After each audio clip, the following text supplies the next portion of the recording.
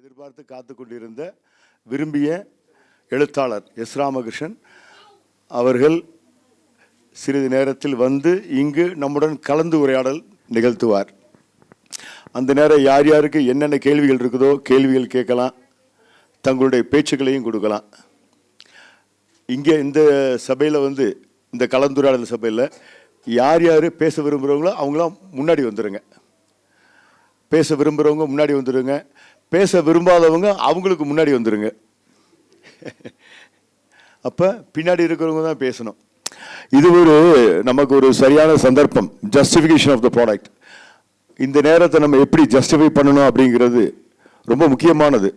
எழுத்தாளர் பக்கத்தில் இருக்கும்போது நம்மளை ஜஸ்டிஃபை பண்ணணும். அதுக்குண்டான பேச்சுகளுக்கு எல்லாரும் தயாராகிக்கிங்க. அவர் வர்றதுக்கு சில நிமிடங்கள் அட்ரஸ் பண்ணிட்டு வருவார். ராஜீவ் வாங்க.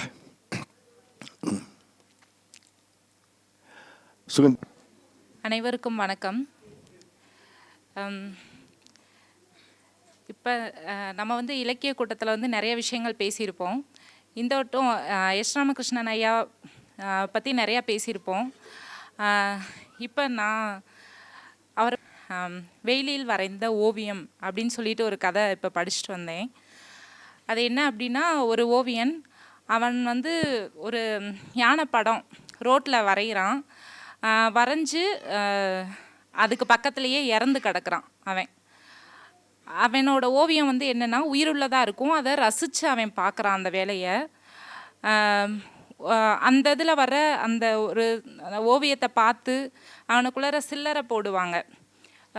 அந்த காசில் வந்து அவன் வாங்குறது வந்து சாக் பீஸ் மட்டும் வாங்குவான்.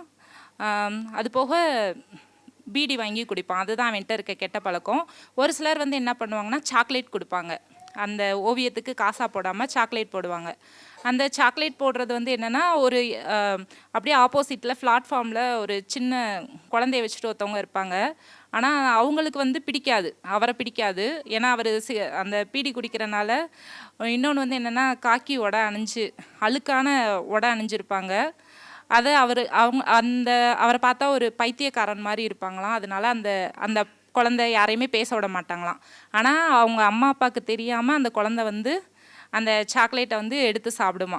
வாங்கி சாப்பிட்டுட்டு அந்த அவர்கிட்ட பேசிட்டு போகுமா. அப்போ அந்த குழந்தையோட ஆசை என்னென்னா, நீங்கள் வந்து நாள் வந்து ஒரு யானை வரைஞ்சிருந்தீங்க ரோட்டில். அந்த யானை வந்து அவ்வளோ அழகாக இருந்தது, பிரம்மாண்டமாக இருந்தது. எப்படி அப்படியே ஒரு தத்ரூபமாக வரைஞ்சிங்க அப்படின்னு சொல்லி கேட்டாங்க. அதை நான் வந்து பிடிச்சு செஞ்சேன். எனக்கு வந்து அந்த ஓவியம் வரைகிறது ரொம்ப பிடிக்கும். அதை நான் பிடிச்ச மாதிரி செஞ்சனால அது அழகாக இருந்தது அப்படின்னு சொல்லி சொல்லுவாங்களாம். ஆனால் நீங்கள் அழகாக வரைஞ்சிருக்கீங்க, உங்களை யாருக்குமே பிடிக்க மாட்டுது, ஏன் அப்படின்னு சொல்லி சொல்கிறாங்க. அது என்னோடய உருவம், அந்த உருவத்தை பார்த்து அவங்களுக்கு பிடிக்கலை அப்படின்னு சொல்லி சொல்கிறாங்க. இன்னொன்று வந்து அந்த மோஸ்ட்லி வந்து அவர் வரைகிறது நைட்டு தான் வரைவாராம். தூங்காமல் நைட்டு தான் வரைவாராம். பகலில் அதை பார்த்து பணம் போடுவாங்களாம். நீங்கள் வந்து இப்படி இருக்கிறீங்களே, குளிப்பீங்களா அப்படின்னு சொல்லி அந்த குழந்தை கேட்குது. அதுக்கு சொல்கிறாரு, குளிப்பேனே. எப்படி குளிப்பீங்க, உங்களை தான் யாருமே விட மாட்டாங்கல்ல அப்படின்னு சொல்லும்போது, பக்கத்தில் வந்து ஒரு பூங்கா இருக்கும். அந்த பூங்காவை வந்து மூடிட்டு போயிடுவாங்க. இவர் வந்து அந்த கேட்டு மேலே ஏறி அதில் இறங்கி அந்த செடிகளுக்கு தண்ணி விடுவாங்க இல்லையா, அதில் வந்து அந்த நீரை ஊற்றி குளிச்சுக்குவாராம். அது யாருக்குமே தெரியாது. அவர் வந்து அப்படி குளிச்சுக்குவேன், ஆனால் இந்த உடையத்தான் அணிஞ்சுக்குவேன், என்கிட்ட வேறு உடை இல்லை அப்படின்னு சொல்லி சொல்லுவார். உனக்கு ஏதாவது ஆசை இருந்தால் சொல்லுப்பா, அதை நான் பண்ணுறேன் அப்படின்னு சொல்லி சொல்லுவாராம். அந்த யானை மேலே நான் ஏறி உட்காந்துருக்க மாதிரி ஆசையாக இருக்குது அப்படின்னு சொல்லி சொல்லுவார். அந்த குழந்தை சொல்லுமா. ஆனால் ஒரு நாள் கொஞ்ச நேரம் ஆயிடுச்சு. மறுநாள் காலையில் வந்து அந்த யானை மேலே ஒரு சிறுமி இருக்கிற மாதிரி வரைஞ்சி அதுக்கு பக்கத்துலேயே அவர் வந்து இறந்து கிடக்கிறாரு. ரோட்டில் வர்றவங்க போகிறவங்க எல்லாருமே பார்க்குறாங்க. பார்த்தாலும் அழுக்கு உடை அணிஞ்சிருக்கனால அவன் கெட்டவன் அப்படின்னு சொல்லிட்டு அவனை யாருமே பார்க்காம அவங்கவுங்க வேலையை பார்த்துட்டு போகிறாங்க. ஸ்கூல் படிக்கிற பசங்க வராங்க. அவங்க வாயில் போட்டிருக்க அந்த பப்ளிகாமை சாப்பிட்டு அந்த அவரோட மேலெல்லாம் ஒட்டி வச்சுட்டு போகிறாங்க. ஆனால் அப்போ வரைக்குமே அவர் இறந்துருக்குதுன்னு யாருக்குமே தெரியாது. ஆனால் அந்த சிறுமி பார்க்குது, அந்த உருவம் வந்து நம்ம ஏறி இருக்க மாதிரி வரைஞ்சிருக்காருன்னு சொல்லுது. ஆனால் இறந்து கிடக்கிறாருன்றது அந்த குழந்தைக்கும் தெரியாது. ஒரு ஒரு அம்மா வந்து டீச்சர் அம்மா வந்து தினமும் ரோட்டில் அவர் வரைஞ்சிருக்க ஓவியத்தை பார்த்து அவரை பாராட்டிட்டு போவாங்களாம். ஆனால் அவரோட பேர் கூட அவங்க கேட்டது இல்லையாம். அவங்க வரும்போது போலீஸ்காரங்க வந்து பார்க்குறாங்க, அவர் இறந்து கிடக்கிறாரு. இவங்க யாருக்காவது இவரை தெரியுமா அப்படின்னு சொல்லி கேட்குறாங்க. இல்லை, இவரை யாருக்கும் எங்களுக்கு தெரியாது, அவர் ஓவியம் தான் அழகாக இருக்கும் அப்படின்னு சொல்லிட்டு அவங்க சொல்லுவாங்க. அப்படி இல்லை, இவங்க சொந்தமாக இருந்தால் தான் எடுப்பீங்க அப்படின்னா என்ன ஒரு சொந்தமாக நினச்சி நான் என்னோடய அட்ரஸ் தரேன், நீங்கள் அவரை தூக்குங்க அப்படின்னு சொல்லி சொல்கிறாங்க. எந்த ஒரு எதிர்பார்ப்பும் இல்லாமல் அந்த ஓவியத்துக்காக அவங்க உதவி அவரோட இறுதி கடனை முடிக்கிறாங்க. நன்றி.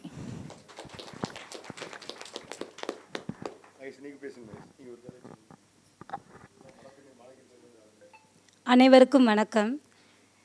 இந்த தருணத்தில் வந்து நிலக்கோட்டை மூவா மாணிக்கமன் கோ தங்கநகை மாளிகை, பாத்திரக்கடல், ஹோம் சென்டர் இந்த மூலயமா வந்து உங்களை சந்திக்கிறதுல வந்து நான் ரொம்ப மகிழ்ச்சி அடைகிறேன்.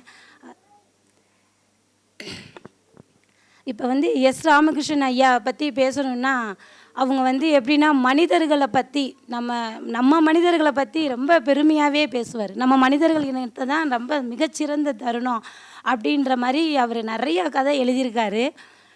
அதுக்கு முன்னாடி ஒரு விஷயம் உங்கள்கிட்ட சொல்லணும்னு ஆசைப்பட்றேன்.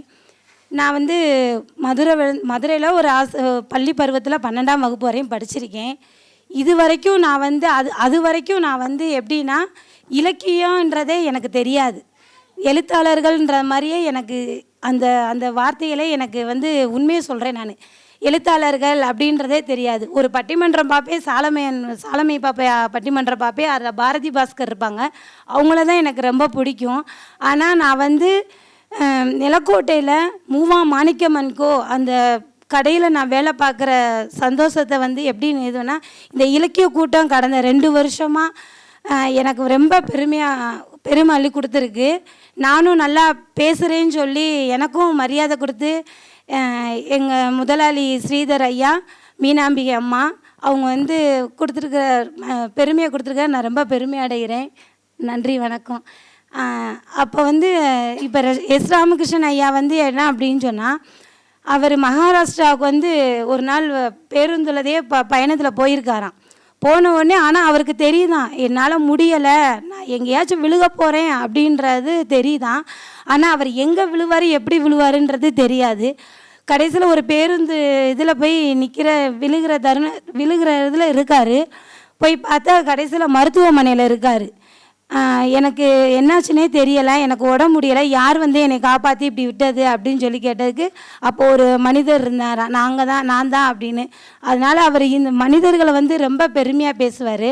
அதுக்கப்புறம் 2 இந்தியர்கள் வந்து அவர் பெருமையாக பேசியிருப்பார். சதீஷ்குமார் மேனன், நம்ம மகாத்மா காந்தி சமாதி அங்கேருந்து கிண்டி வரையும் போய் அமெரிக்காவில் விசிட்டிங் கார்டு வாங்கி அவர் வந்து சொல்லியிருப்பார், தமிழர்கள் தான் எல்லாத்துலேயும், இந்தியர்கள் தான் எல்லாத்துலேயும் பெஸ்ட்டு, நல்லா சிறந்து அவங்க எதை சொல்கிறாங்களோ அதை செஞ்சுருவாங்க அப்படின்றது. அதனால் கதையை முடிக்கிறேன். நன்றி, வணக்கம். வணக்கம். மூவா மாணிக்கத்துலேருந்து நிலக்கோட்டையிலேருந்து ஒரு சின்ன பதிவு. அதாவது புக்ஸ் வந்து நம்ம எதுக்காக ரீட் பண்ணணும் அப்படிங்கிறத பற்றி ஒரு சின்ன பதிவு. ஒரு துறவி வந்து இருந்திருக்கிறாரு. அவர் வந்து தன்னோட சீடர்கள்ட்ட வந்து புக்ஸ் எல்லாம் நீங்கள் நிறையா படிங்க அப்படின்னு சொல்லியிருக்கிறாரு. அவரும் அதே மாதிரி நிறையா புக்ஸ் படிக்கிறாங்க. அப்போ ஒரு துறவி வந்து அவர்கிட்ட கேட்குறாங்க, சீடர் வந்து துறவிகிட்ட கேட்குறாங்க, நானும் நீங்கள் சொன்ன மாதிரி நிறையா புக்ஸ் எல்லாம் படிக்கிறேன், ஆனால் என்னால் வந்து நிறையா படிக்கும்போது எல்லாத்தையுமே என்னால் மனசில் பதிய வச்சுக்க முடியல, எதுவுமே வந்து என்னால் ஞாபகம் இருக்க முடிய மாட்டேங்குது, அப்புறம் எதுக்காக நான் படிக்கணும் அப்படின்னு சொல்லி கேட்குறாரு. அப்போ அவர் என்ன சொல்கிறாருன்னா, ஒரு வாளி ஒன்று கொடுக்குறாரு. அந்த வாளி வந்து ஓட்டையாக இருக்குது, அழுக்காக இருக்குது. இதில் வந்து நீ தண்ணி பக்கத்தில் இருக்க குடத்தில் வந்து தண்ணி எடுத்துகிட்டு வந்து இங்கே இருக்க இதில் பாத்திரத்தை வந்து தண்ணி ஊற்றணும்னு சொல்லியிருக்காரு. அவரும் அதை எடுத்துகிட்டு வர்றாரு. எடுத்துகிட்டு வரப்போ எல்லாமே தண்ணி ஃபுல்லாக அந்த ஓட்டை வழியாகவே சிந்தி திருப்பி கொஞ்சமாக தான் வருது. அவர் ரொம்ப நேரம் பண்ணாலும் அந்த பாத்திரத்தை அவரால் நிரப்ப முடியல. அப்போ அவர் கேட்குறாரு, இது வந்து ஓட்டைன்னு உங்களுக்கு தெரியும், இருந்தாலும் நீங்கள் இதை மாதிரி எதுக்காக நீங்கள் கொடுத்தீங்க அப்படின்னு சொல்லும்போது அவர் சொல்கிறாரு, நான் கொடுக்கும்போது இருந்த அந்த வாளி எப்படி இருந்தது, இப்போ அந்த வாளி எப்படி இருக்குன்னு பாருங்கிறாரு. அது வந்து இப்போ அந்த தண்ணியை எடுத்துகிட்டு வந்து அது அழுக்கெல்லாம் போய் இப்போ வந்து தூய்மையாக இருக்குது. அப்போ அவர் என்ன சொல்கிறாருன்னா, நான் உங்ககிட்ட கொடுக்கும்போது அது அழுக்காக இருந்தது, இப்போ அது வந்து தூய்மையாக இருக்குது. ஸோ அதே மாதிரி தான் புக்கும். அது வந்து நீ உனக்கு வந்து எவ்வளோ தான் படித்தாலும் நீ மனசில் பதியலன்னு நீ சொல்கிற இல்லையா, ஆனால் அது வந்து அதோட கடமையே பண்ணும். அதாவது நீ அழுக்காக இருந்த இது வந்து அது தண்ணி நிரப்பாட்டியும் அது வந்து எப்படி தூய்மைப்படுத்துதோ அது மாதிரி அந்த புக்கில் இருக்க இது வந்து நீ கொஞ்சம் கொஞ்சமாக படிக்க படிக்க உன்னோட அறிவு வந்து தெளிவாகி உன்னோட சிந்தனை வந்து அது வந்து தூய்மைப்படுத்தும் அப்படின்னு சொல்கிறாரு. நமக்கு அடிக்கடி வந்து யோகாசனம் அப்படிங்கிற பகுதியை நம்ம கடைக்கு நிறுத்தணும்னு சொல்லி ரொம்ப ஆசைப்பட்டு செஞ்சோம். நம்ம ஜிம்மில் நிறையா வந்து ஹெல்ப் பண்ணியிருக்கிறாங்க. நம்மளுடைய தேக ஆரோக்கியத்துக்கு எந்தெந்த நேரத்தில் எப்போ கேட்டாலும் உடனே உதவி பண்ணக்கூடிய நல்ல மனப்பான்மை உள்ளவர், இஸ்லாமிய மேல தகுந்த அபிமானம் உள்ளவர். அவரும் கொஞ்சம் பேசட்டும். சபையில் இருக்கும் அனைவருக்கும் வணக்கம். இந்த செலப்ரேஷனே வந்து மீனாம்பிகைக்காகவும் ஐயா ஜெயச்சந்திரன் ஐயாவுக்காகவும் இந்த செலப்ரேஷன் நான் அப்படி ஃபீல் பண்ணுறேன். பேரண்டியல் வந்து நிறைய பேரண்டியல் பார்த்துருக்கேன். நான் ஃபஸ்ட்டு பேரண்டியல் பேசுகிறேன். பெற்றோர்கள் இவங்களோட பேரண்டியல் வந்து எனக்கு ரொம்ப பிடிக்கும். முன்னுக்கு பின்னா முரணாக இருக்கும். அதாவது பேக்வேர்டாக இருக்க மாதிரி இருக்கும், ரொம்ப ஃபார்வர்டில் இருக்கும், ரொம்ப பேக்வேர்டில் இருக்கும், இன்ச்சுக்கு இன்ச்சு பேக்வேர்டில் இருக்கும். ஆனால் அளவில் பார்த்திங்கன்னா பயங்கர ஃபார்வர்டில் இருக்கும். ரொம்ப மாடர்னைஸ்டாக இருக்கும், ரொம்ப சென்சிட்டிவாக இருக்கும். இப்போ மாடர்னைஸ்டுன்னா என்ன நம்ம நினைப்போம், அதில் சென்சிட்டிவ் இல்லாமல் இருக்கும்ல. மாடர்னைஸ்டாக இருக்கிறது ஒரு விஷயம் சென்சிட்டிவாக இருக்காது. ஆடம்பரமாக இருக்கிற ஒரு விஷயம் வந்து நுண்ணுணர்வோடு இருக்காது.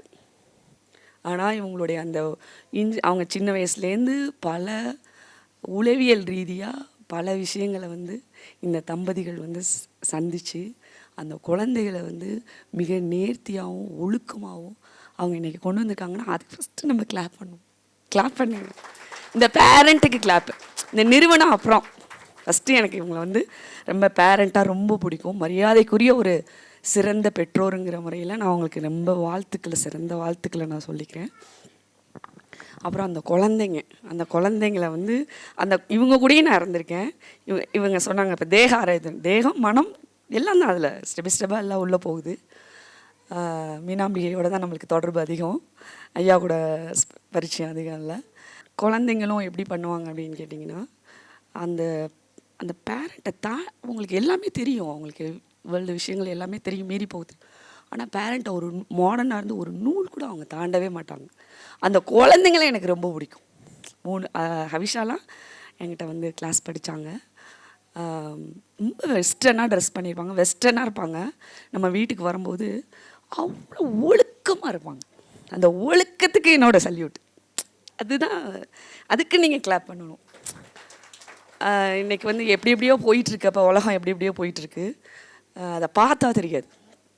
அந்த பொண்ணு எங்கள் வீட்டில் வந்து உட்காந்துருந்தது, அவளுடைய பாடி லாங்குவேஜ், அவளுடைய கண், அவளுடைய கை, இதெல்லாம் அவங்க அப்பாவை நான் பார்த்தேன், அவங்க அம்மாவை நான் பார்த்தேன். அந்த குழந்தைகிட்ட மாதிரி ஜோரோ என்கிட்ட ஃபோனில் பேசுவான்.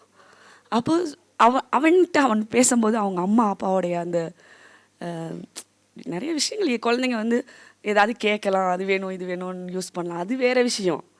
ஆனால் அந்த பழகுற விதியம், அந்த அது எனக்கு வார்த்தையில் எனக்கு சொல்ல தெரில, நோ வேர்ட்ஸு. ஸோ இந்த குடும்பத்துக்கு வந்து இவங்க நிறுவனமாக இப்போ உட்காந்துருக்காங்க, ஆனால் நான் குடும்பமாக பேசுகிறேன். ஏன்னா இன்றைக்கி அவங்களுடைய கம்பெனி யூனிஃபார்மில் இருக்காங்க. அவங்களுடைய கம்பெனி தானே, கம்பெனி யூனிஃபார்மில் இருக்கிறாங்க. இதுவுமே ஒரு சிறப்பான விஷயம். அப்புறம் கம்பெனின்னு ரெண்டாவது வரும்போது ஆல் ஓவர் தென்னகத்தில், நான் மதுரையிலே நிறையா இது போல் நிறையா நிறுவனங்கள் இருக்குது. அனிதா ஸ்டோர்ஸ், ஆனந்தா மெட்டல்ஸ், நிறைய நிறுவனங்கள் இருக்குது. சவுத் சைட்லேயே இட்ஸ் பெஸ்ட்டு, தமிழ்நாட்டிலேன்னு கூட சொல்லலாம், த பெஸ்ட்டு ப்ரெசன்டேஷன். அங்கே ஒர்க் பண்ணுற பிள்ளைங்க, நான் அவங்களெல்லாம் சந்திக்காமல் இருந்திருக்கலாம். ஆனால் அவங்க பேசுகிற ஒவ்வொரு வார்த்தையிலையும் வந்து உங்கள் கம்பெனி குடும்பம் தானே, கம்பெனி குடும்பம். இங்கே எத்தனை பேர் கம்பெனியை தாண்டி உட்காந்துருக்கீங்கன்னு எனக்கு தெரியாது. வெளியாள் எத்தனை பேர் இருக்கீங்கன்னு எனக்கு தெரியாது. இருக்காங்க. இவங்க என்ன அதாவது நான் என்னோட கசினை கூட்டிகிட்டு வரும்போது இவரை பற்றி சொல்லி ஒன்றா சொல்லி கூட்டிகிட்டு வந்தேன். இதுவே எனக்கு இலக்கியம். இதுதானேயா இலக்கியம்? எங்கேயோ எவனோ ஏதோ எழுதி வச்சு அதே பாராட்டுறது என் கண்ணு முன்னாடி இருக்கிற இலக்கியமாகவே வாழ்ந்த இதுதானே இலக்கியம். எனக்கு இதுதான் இலக்கியம். யாரையோ பேசி இவளுக்கு அவ்வளோ தெரியுமா, இவளுக்கு இவங்களெல்லாம் தெரியுமாங்கிறத விட இது பேசுகிறது எனக்கு நல்லா இருக்கு. அதுக்கு அனுமதி கொடுக்கணும். அந்த அந்த அந்த கடையில் இருக்கிற விஷயங்கள், அந்த கம்பெனியில் இருக்கிற ஈச்சன் இவர் வந்து ஒரு டைமென்ஷனில் ஒர்க் பண்ணல, பல டைமென்ஷனில் ஒர்க் பண்ணிகிட்டு இருக்காரு. சூரியன் மாதிரி. சூரியன்னா பல டைமென்ஷனை ஒரே ஆளாக இருந்துட்டு பல டைமென்ஷனை பார்த்துட்டு இருக்கு. உலகத்தில் இருக்க எல்லா பொருளையும் பார்த்துக்கிட்டு இருக்கிறது போல் பல டைமென்ஷனில் வந்து ஒர்க் பண்ணிகிட்டு இருக்காங்க ஐயா. அந்த யாருக்கும் எதுவும் சொல்ல தேவையில்லை, கம்பெனியில் இருக்கவங்களுக்குலாம் சொல்ல தேவையில்லை. அது கம்பெனி. அடுத்து வந்து உளவியல் சார்ந்து, விளையாட்டுக்கள் சார்ந்து, சமூகம் சார்ந்து, படைப்புகள் சார்ந்து, மொழி சார்ந்த ஒரு வாழ்க்கை உங்கள்கிட்ட இருக்குது. தொழில் மட்டும்னு இன்றைக்கி சொல்லிட முடியாது. பலதரப்பட்ட வாழ்க்கையை கையில் வச்சுருக்காங்க. நம்மள்ட்ட எத்தனை பேர்கிட்ட எத்தனை வாழ்க்கை இருக்குது? பல விஷயத்தை கையில் வச்சுருக்காங்க. 10 விரல் மாதிரி 10 வாழ்க்கை வச்சுருக்குறாங்க. எந்த டைமென்ஷனை போனாலும் வாழ்வாங்க. இங்கிட்டு போனால் ஃபுட்பாலில் வாழ்வாங்க, இங்கிட்டு போனால் படைப்புகளில் வாழ்வாங்க, இங்கிட்டு போனால் கடையில் வாழ்வாங்க, இங்கிட்டு போனால் க்ரியேஷனில் வாழ்வாங்க, இங்கிட்டு போனால் ஃபேமிலி, ஃப்ரெண்ட்ஸு, லவ். நம்மக்கிட்ட எத்தனை பேர்கிட்ட நம்ம இந்த டைமென்ஷனில் வாழ்கிறோம்? எனக்கு நானே இன்னைக்கு இவங்களை பார்த்து நான் என்னை கேட்டுக்கிட்ட கேள்வியெல்லாம் உண்டு. ஏன்னா எனக்கு இந்த தொழில் சார்ந்த விஷயங்கள் அதிலலாம் எனக்கு ரொம்ப ஈடுபாடு கிடையாது. அது ரொம்ப பெரிய விருப்பம் கிடையாது எனக்கு. ஆனால் தொழில் சார்ந்தும் அதில் அன்பும் மரியாதையும் நாட்டின் வளர்ச்சியும் ஒவ்வொரு வீட்டின் வளர்ச்சியும் இது இலக்கியம். இதுவும் இலக்கியம்தான். எதையோ நம்ம படிக்கிறத விட ஐயாவை படிக்கிறது வந்து உங்கள் குழந்தைகள்கிட்ட இவங்களை காமிச்சு வளங்க. கம்பெனியில் இருக்க பிள்ளைகள்லாம், வேலை பார்க்குற பிள்ளையெல்லாம் நெகட்டிவாக, அதாவது 100ல் வந்து ஒரு 5-10 நெகட்டிவ்ஸ்லாம் இருக்கும். அதெல்லாம் எல்லாத்துலேயும், எல்லா உலகத்தில் படைக்கப்பட்ட எல்லாத்துலேயும் மருந்தும் விஷமும் சேர்ந்தே இருக்குது. விஷத்தை நீக்கி, இப்போ இஞ்சினா இஞ்சி தோலில் விஷம் இருக்குது, ஒன்று பொருள்லேயும் ஒன்று விஷம். அதை நீக்கிட்டு அதை நம்ம மருந்தாக எடுக்கும்போது அது மிகப்பெரிய பலன் நம்மளுக்கு கொடுக்கும். நம்ம கண்ணு முன்னாடி இன்றைக்கி சமுதாயத்தில் இப்படி ஒரு சிறந்த விளங்கும் ஒரு மனிதரை வந்து கடை சார்ந்த பொருளாதாரம் இது எல்லாமே நம்மளுக்கு இருக்கட்டும். உங்கள் குழந்தைங்க இருக்காங்கல்ல, ஐயாட்ட வச்சு காமிச்சு, அந்த அம்மாட்ட காமிச்சு, இன்றைக்கி அம்மா அப்பாவா எல்லாருக்குமாவே நிற்கிறாங்க. அவங்க எல்லாருக்கும் அம்மா அப்பாவாக நிற்கிறாங்கன்னு நான் ஃபீல் பண்ணுறேன். இது வந்து பாராட்டு இல்லை, இவங்களுக்காக பேசலை, உங்களுக்காக சொல்கிறேன். அதுபோல் விளையாட்டு குழந்தைங்களெல்லாம் ஒவ்வொரு குழந்தையும் இப்படி பார்த்தோன்னே அவருக்கு தெரியும். ஆனால் சொன்னால் கேட்க மாட்டாங்கன்னு எதுவும் சொல்ல மாட்டார். குழந்தைகளை கொண்டாந்து காமிங்க அவர்கிட்ட. அவர் ஒரு ஆசான், முதலாளின்னு நினைக்கக்கூடாது, குரு. உங்கள் எல்லாருக்கும் குரு அவர். அதுக்கு துணையாக நிற்கிற மீனாம்பிகையோடைய அர்ப்பணிப்பு வந்து மிக பெரிது. மீனாம்பிகையோட அவங்களுக்கு ஒரு திருக்குறள் சொல்ல நான் ஆசைப்படுறேன். அன்பும் அரணும் உடைத்தாயின் இல்வாழ்க்கை, பண்பும் பயனும் அது அப்படிங்கிற ஒரு குறள் வந்து மீனாவுக்கு நான் ப்ரெசன்ட் பண்ணுறேன். இதான் என்னோட கிஃப்ட். அவங்க காளீஸ்வரி அவர்கள், திருமதி காளீஸ்வரி அவர்கள் பேசட்டும். வாங்க, மேலே வாங்க. பூர்ணிமா கொஞ்சம் முன்னாடி வாங்க, உங்களையெல்லாம் அறிமுகப்படுத்தணும். இந்த ஒரு சந்தர்ப்பத்துக்காக கோடை பண்பலை இருக்கும் இடத்தில், கொடைக்கானலில், கால்டனில் நம்மையும் நம்முடைய இலக்கியத்தையும் நம்முடைய பேச்சையும் அப்படி எல்லாத்துக்கும் இந்த நேரத்தில் எல்லாத்துக்கும் தெரியப்படுத்தணும்.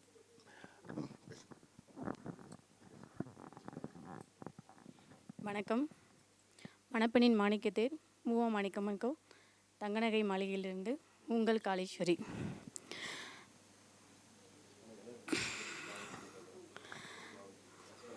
இந்த இலக்கிய வட்டம் வந்து மூவா மாணிக்கம்மன் கோவுடைய முடிவடையாமல் இந்த கொடைக்கானல் வரைக்கும் கொண்டுட்டு வந்து திரு ராமகிருஷ்ணன் ஐயா அவர்களையும் கூட்டிகிட்டு வந்து நம்மளுக்கு அவருடைய சொற்பொழிவை கேட்கறதுக்கு எங்களுடைய நிறுவனத்தில் பணிபுரிய பூர்ணிமா, ராஜேஸ்வரி 2 பேருக்கும் அடுத்த வாரத்தில் திருமணம் நடக்க இருக்குது. முதல் ஹவிஷாவுக்கு ஃபிக்ஸ் பண்ணாங்க, அடுத்த உடனே ராஜேஸ்வரி. உழைப்புக்கு எந்த அளவுக்கு முக்கியத்துவம், ஒர்க்கஹாலிக், ஒர்க் எத்திக்ஸ் அப்படின்னு சொல்லலாம். வேலைனா இப்படித்தான் பார்க்கணும், எந்த ஒரு பார்வையிலையும் மேலேயோ கீழேயோ சார்ந்தோ தேர்ந்தோ பார்க்கறது இல்லை. அப்படி உழைக்கக்கூடிய கண்ணியமான தேர்மையான ஊழியர் ராஜேஸ்வரி. அவர்களுடைய எட்டிய உயரம் நிறைய இருக்குது, சொல்லலாம். 2 நாளைக்கு முன்னாடி நடந்த ஆஃபர் சேலை பற்றி சொல்லலாம், தொடர்ச்சியாக நடக்கக்கூடிய ஸ்டாக் ஸ்டேட்மெண்ட் சொல்லலாம், தொடர்ச்சியாக நடக்கக்கூடிய சேல் ரிப்போர்ட்ஸ் எல்லாமே சொல்லலாம். இவங்களையெல்லாம் நம்ம இப்போ கௌரவிக்க வேண்டியது நம்மளுடைய கடமை. இப்போ யசோதா சொன்னாங்க, நம்மளை கௌரவிக்கிறதுக்கு, நம்மளை உற்சாகமாக பேசுறதுக்கு நாம தான் முதல் ஆளாக இருக்கணும். இல்லை 2 பேருக்கும் அடுத்த வாரம் திருமணம்னா, உங்களுக்கு இன்னைக்கு மே மாதம், ராஜேஸ்வரிக்கு 9ஆம் தேதி, 9/3/25. எல்லாருக்கும் ஒரு வாழ்த்துக்களையும் சொல்லி அவர்களுக்கு ஒரு பாராட்டையும் கொடுப்போம். நன்றி. விஷயங்களை உங்களோட தேர்ந்து செலுத்த வேண்டிய நேரம் இது. ஆனால் நிறைய வேலை பார்த்துக்கிட்டே இருக்கிறதுல எதை பேசுவோமா அதை பேசுவோமா அப்படிங்கிற ஒரு தயக்கம், அப்புறம் தேர்வு செய்யப்பட்ட சப்ஜெக்ட்ஸ்கெல்லாம் நமக்கு ஒரு தீர்வு கிடைக்காதது. இதைத்தான் பேசணும் ஒரு முடிவு பண்ணி இப்படித்தான் பேசணும் ஒரு ஆதங்கத்தோடு நம்ம பேசும்போது நமக்கு தேவையானது வராது. இதில் இன்னைக்கு நம்ம எதிர்பார்த்து நம்ம மக்கள்கிட்ட பரிந்துகிட்டோன்னு, நாம் சந்திக்கும் மனிதர்களே நம்மை உருவாக்குகிறார்கள். இதான் இந்த வாசம் நம்ம தொடர்ச்சியாக சொல்லிக்கிட்டு தான் இருக்கிறோம். நாம் சந்திக்கும் மனிதர்களே நம்மை உருவாக்குகிறார்கள். எஸ் ராமகிருஷ்ணனுடைய தாக்கம் நமக்கு எப்படி இருக்கும், நம்முடைய குழந்தைகளுக்கு எப்படி இருக்கும்? என்ன ஒரு எழுத்தாளர், எந்த எழுத்தாளர் எந்த எழுத்தை மக்களுக்கு கொண்டு செலுத்துறார். அவர் அடிக்கடி சொல்லும்போது மலையாளத்தில் அவருடைய எழுத்தை தான் அடிக்கடி சொல்லிக்கிட்டே இருப்பார். ஒரு எழுத்தாளருக்கு எவ்வளவு விருதுகள் கிடைக்குது, ஒரு புத்தகம், ஒரு எழுத்தாளருடைய புத்தகம் விற்கும் போது லட்சக்கணக்கில் கோடிக்கணக்கில் விற்குது. நம்ம ஊரில் விற்கக்கூடிய நிலைமை வெறும் 200 300 முதல் பதிப்பு அல்லது 2ஆம் பதிப்பு அல்லது 3ஆம் பதிப்பு. இவருடைய அறிவு தாக்கத்தை சொல்லணும் அப்படின்னா இப்போ நான் சொல்லணும், பத்திரிக்கை வைக்கிறதுக்காக அவரை சந்திக்க போனோம். பத்திரிகைக்கு சந்திக்கிறது சென்னையில் எங்களுடைய நேரத்தால் மூலமாக இரவு 9:30 மணிக்கு தான் அவரை சந்திக்க போயிருந்தோம். ரொம்ப சீரியஸாக உட்காந்துருந்தார், கண்ணை இருட்டி டிவி பார்த்துட்டு உட்காந்துருந்தார். என்ன ஒரு மாதிரி ரொம்ப சீரியஸாக இருக்கிறாரு அப்படின்னு சொல்லி கேட்டபோது அவர் சொன்ன தகவல் டிவியில் போஸ்டல் ஸ்கேம் அப்படிங்கிற டாக்குமெண்ட்ரியை பார்த்துக்கிட்டு இருக்கேன். What is it postal scam? Postal scam in England. இங்கிலாந்தில் நடந்த போஸ்டல் ஸ்கேமில் என்னென்ன நடந்தது அப்படிங்கிறத பற்றி எல்லாம் சொல்கிறார். அங்கே உள்ள அந்த அந்த வங்கி எண் உள்ளவங்க புறமே பணம் செலுத்தும் போது அவங்களுடைய பணத்தில் குறிப்பிட்ட தொகையோ அல்லது குறிப்பிட்ட தொகைக்கு மேற்பட்ட தொகையோ வேறு ஒரு நிறுவனத்துக்கு போயிடுது, வேறு ஒரு கைக்கு போயிடுது, வேறு ஒரு தனி மனிதருக்கு போயிடுது. அந்த தனி மனிதருக்கு போகிற பணத்தை எங்க போகுது, எப்படி போகுது, யார் அதை கண்டுபிடிக்கிறா, கண்டுபிடிக்கிற கூட இடைஞ்சல் என்ன, அரசாங்கம் அதில் எப்படி தலையிடுது, இந்த தலையிட்டதுக்கு அப்புறம் கோர்ட்டு நீதித்துறை எப்படி செயல்படுது அப்படிங்கிறத பற்றி முழுசாக சொன்னார்.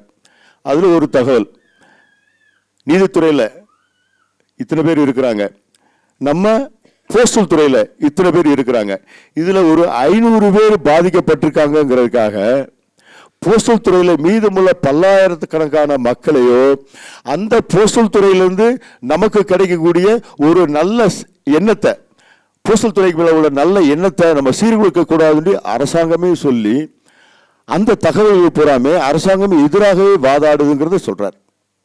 ஒரு அரசாங்கத்துக்கு எதிராக ஒரு சிலர் சொல்றாங்க. அது அந்த தீர்ப்பு வந்ததுக்கு அப்புறம் அந்த தீர்ப்புக்காக போராடியவங்ககிட்டலாம் கேட்கும்போது அந்த தீர்ப்பு சொல்றவங்க சொல்றாங்க, இது எனக்கான உண்டான தீர்ப்பு இல்லை, மக்களுக்கு உண்டான தீர்ப்பு, இந்த விருது எல்லாம் மக்களுக்கு உண்டானது, இது எல்லாம் மக்களுக்கு தான் போய் சேரணும்னு சொல்லி அந்த எழுத்தாளர் அந்த அந்த கேஸுக்கு வாதாடுறவங்களை பற்றி சொல்றாரு.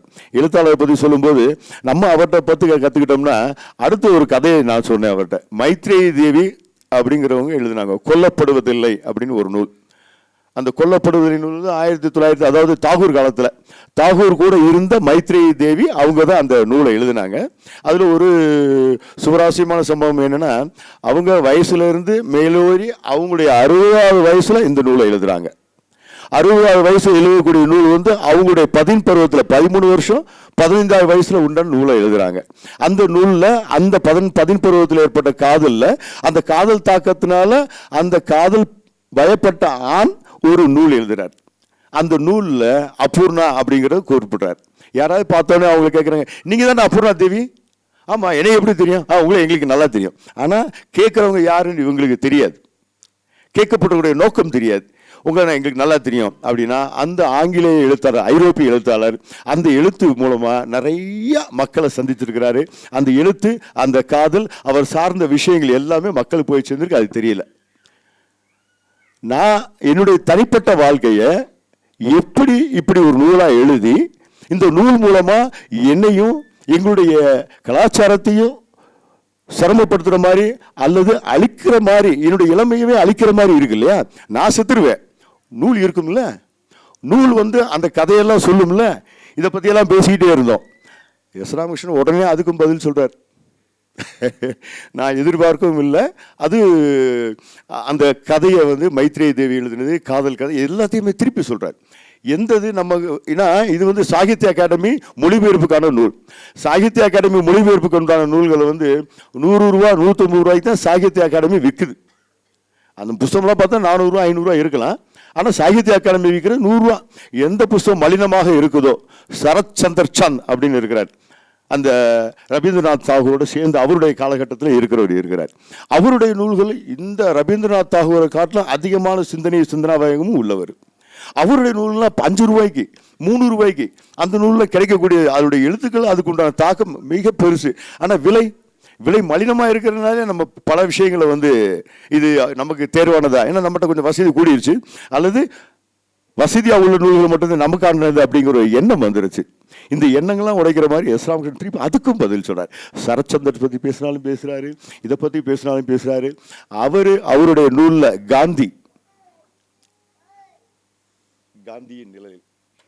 காந்தியின் நிழலில் அப்படிங்கிற ஒரு நூலில் எழுதியிருப்பார். காந்தியின் நிழலில் அப்படிங்கிற நூலை நம்ம படித்து அதில் பார்த்ததுக்கு அப்புறம் தான் அதனுடைய தாக்கம் ஏற்பட்டு போன வருஷம் பூரா 12 மாசமோ 24 கொண்டாட்டங்களாக காந்தியை பற்றி முழுசாக பேசுகிறோம், காந்தியத்தை பற்றி பேசுகிறோம். காந்தியை பேசும்போது நம்ம கடையில் ஒரு இன்ஸ்பெக்ஷன் வந்திருந்தது. சென்ட்ரல் கவர்மெண்ட் ஜிஎஸ்டிலேருந்து ஆஃபீஸ்லேருந்து வந்திருந்தாங்க. ஆஃபீஸ்லேருந்து ரொம்ப சிரமமான பணி அப்படின்னா, நான் அந்த நேரம் ஊரில் இல்லை, இவங்க தான் எல்லாத்தையும் ஹேண்டில் பண்ணுறாங்க. ஹேண்டில் பண்ணுறதுக்கு முன்னாடி என்ன நம்மள ஃபுல்லாமே எல்லாமே அக்கௌண்டபிலிட்டிலாம் இருக்குது. இருந்தாலும் நமக்கு முதல்ல ஒரு அதிகாரி சோதனையிட வர்றார். யார் என்ன பண்ணுறாங்கன்னு சோதனையிட வர்றார். நாங்கள் அப்போ ஊரில் இருக்கிறத சொல்லுங்கள் அப்படின்னு சொல்லிட்டு பேசாமல் இருந்துட்டோம். அவங்களும் பார்த்துக்கிட்டே இருக்கிறாங்க.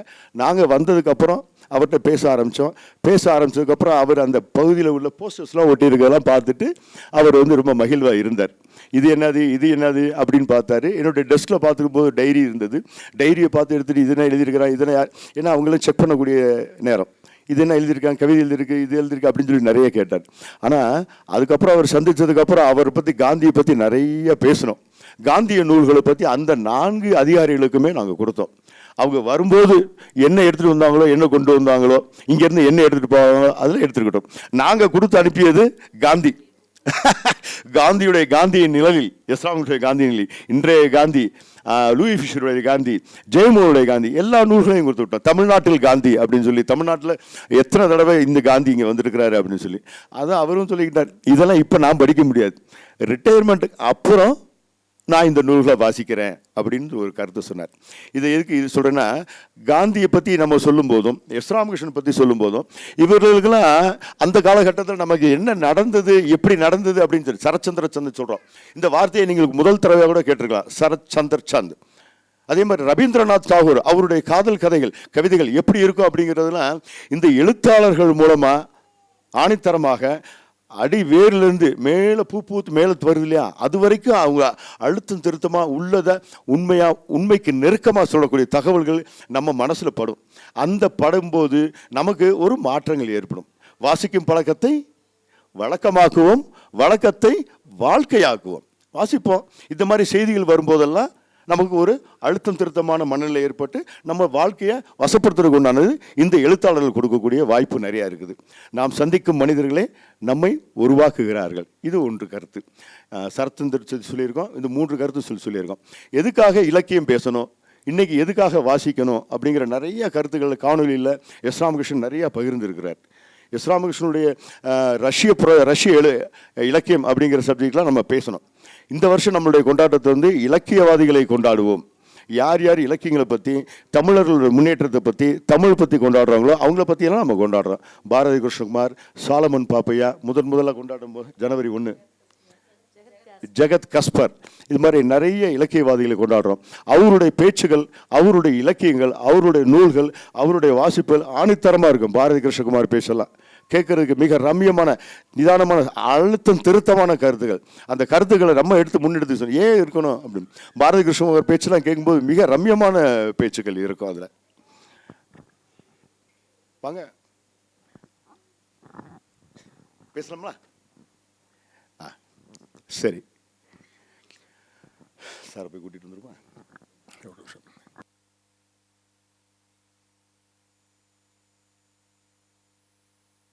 அடுத்த பேச்சு அவர் வந்ததுக்கு அப்புறம் பேசினா சரியா இருக்கும். நமக்கு 5:20. ஒரு நிமிஷம்.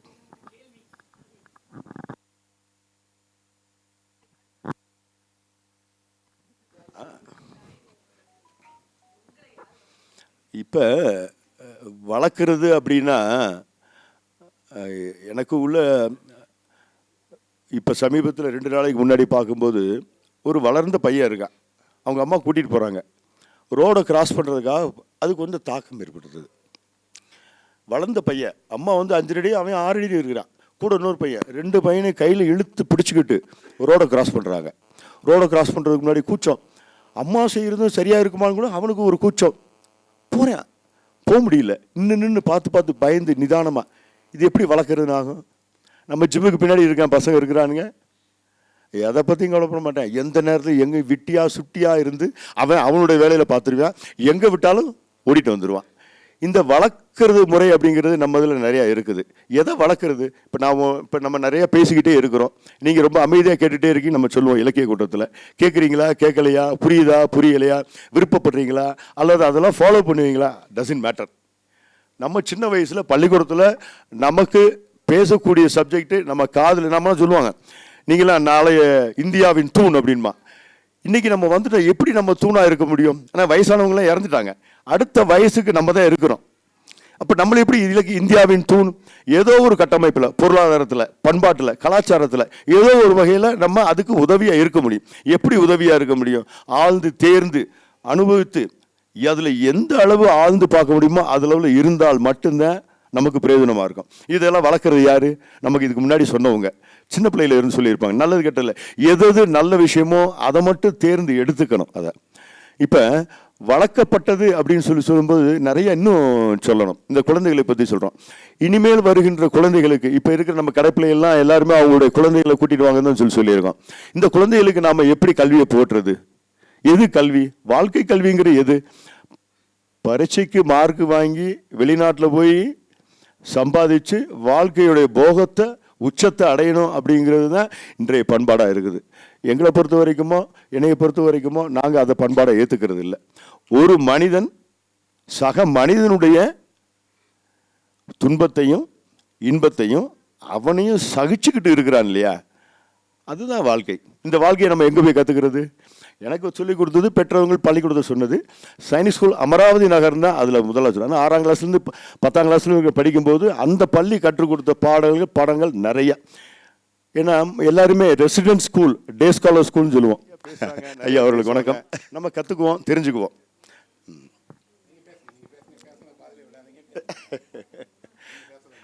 நாங்கள் எப்பயுமே உட்கார்ந்தே பேசி பழகிட்டோம் இலக்கிய கூட்டத்தில். இருந்தாலும் நின்றுக்கிட்டே பேசுவோம், தகவல் சொல்லுவோம். நம்மளை வளர்த்த விதங்கள் எது அப்படின்னு சொல்லும்போது, நம்ம வளர்க்கிறது அவங்க கேள்வி கேட்டவங்க போகிறாங்க, மாறி இங்கிட்டு உட்காரலாம், முன்னேறிது வரணும். நம்மளை வளர்க்குறதுல எங்களுக்கு முக்கிய பண்பு இருந்தது சைனிக் ஸ்கூல் அமராவதி நகர். அந்த சைனிக் ஸ்கூல் அமராவதி நகரில் ஒழுக்கம், மிலிட்ரி, அதனுடைய கம்பேஷனேட் கிரவுண்டு, எதையும் எந்த நேரத்தையும் தாங்கி இருந்து செயல்படக்கூடிய பண்பு பள்ளிக்கூடத்தில். அதுக்கப்புறம் படிக்க ஆரம்பித்ததுலேருந்து எழுத்தாளர்கள், எழுத்து, நூல்கள், இதுதான் நம்மளை இழுத்துக்கிட்டே போகுது.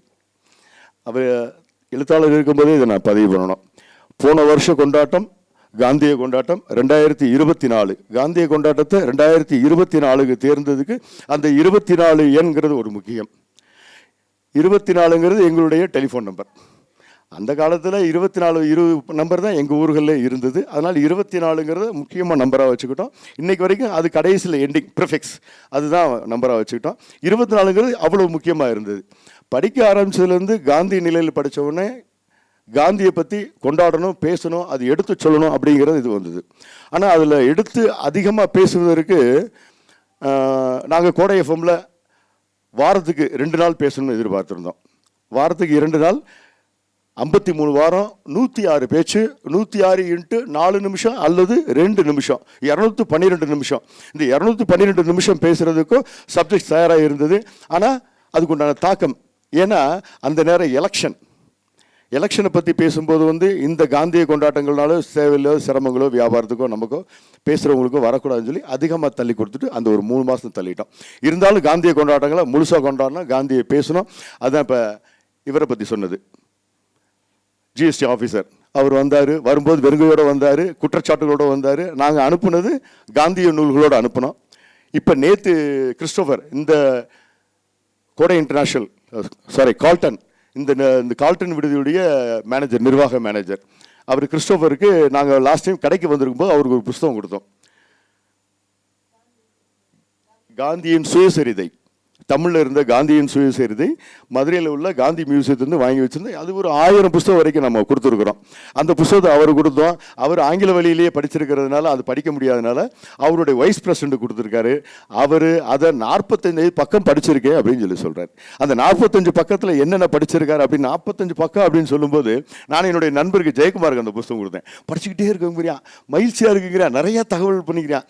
என்ன பரிமாற்றம் அப்படின்னா, இப்போ இன்னைக்கு காலையில் இஸ்லாம் மிஷன்ஸ் அவர்கள் பேசும்போது 16 முறை காந்தி உண்ணாவிரதம் இருந்திருக்கிறார். அந்த உண்ணாவிரதம் இருந்த நோக்கத்தை நம்ம பார்க்கும்போது நம்மளும் உண்ணாவிரதம் இருப்போம் அப்படின்னு சொல்லி நானும் முயற்சி பண்ணி உண்ணாவிரதம் குடிச்சா, வெறும் தண்ணி மட்டும் குடிச்சேன். ஆனால் 4வது நாள் தாண்ட முடியல. 4வது நாள் தாண்ட முடியல. தானாக எழுந்து போய் டேபிளில் உட்காந்து சாப்பிட்றதெல்லாம் சாப்பிட ஆரம்பிச்சு, அதுக்கப்புறம் இன்னைக்கு வரைக்கும் எனக்கு உண்ணாவிரதங்கிற பேச்சே மனசில் ஒட்டலை. காந்தி எப்படி இருந்திருப்பார், அதனுடைய காரணம் எதுக்காக இருந்தார், அதனுடைய பலன் என்ன, அதெல்லாம் பக்கத்தோட போக முடியாது. காந்தியை பற்றி புஸ்தகத்தில் தெரிஞ்சுக்கலாம், வாசிச்சுக்கலாம். அவர் மனசுக்குள்ளே என்ன இருக்குன்னு இவங்க எழுத்தாளர்கள் அல்லது மற்ற எல்லாரும் பேசுகிறத கேட்டுக்கலாம். ஆனால் அவருக்குள்ள மனசுக்குள்ளே என்னென்ன நிகழ்வுகள் இருந்தது, எப்படி இருந்ததுன்னு அது ரொம்ப அபூர்வமான, ரொம்ப யோசிக்க வேண்டிய விஷயம். ஏன் அப்படின்னா, நம்மளுடைய மனசை கேள்வி கேட்டுக்கிறதுக்கோ அல்லது ஆழ்ந்து பார்க்கறதுக்கோ நம்ம அதிகமாக விரும்புறதில்ல, நேரம் இருக்கிறதில்ல. போகங்கள் சுகங்கள் அதை நோக்கி ஓடிக்கிட்டே இருக்கிறதுனால இதுவே தெரியாது காந்தியுடைய நோக்கம் எப்படி தெரியும் அப்படிங்கிறது தான். இதுடன் முடிச்சுக்கிட்டு ஐயா அவர்களை கொஞ்சம் பேசுமாறு அழைக்கலாம். நேரடியாக நீங்களே பேசலாம் சார். அதுக்கு முன்னாடி அவர்களுக்கு செய்ய வேண்டிய கடமை, எங்களுக்கு மரியாதை அதை கொஞ்சம் ஏற்றுக்கணும். வாங்க.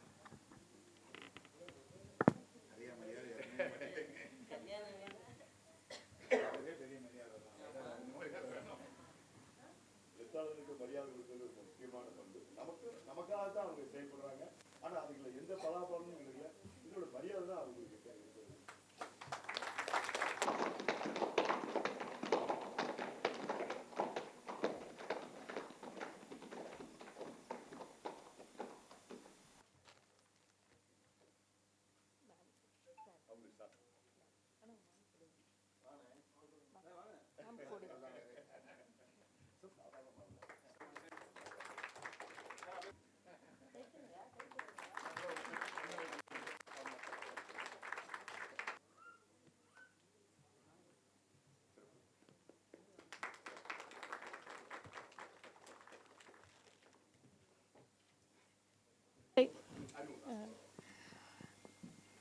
மாணிக்கமன் கோ, நிலக்கோட்டை மூவா மாணிக்கமன் கோ சார்பாக சாரவாறு மணப்பெண்ணின் மாணிக்கத்தேர் நிலக்கோட்டை மூவா மாணிக்கமன் கோ சார்பாக ஐயாவையும் அம்மாவையும் வருக என்று வரவேற்கிறோம்.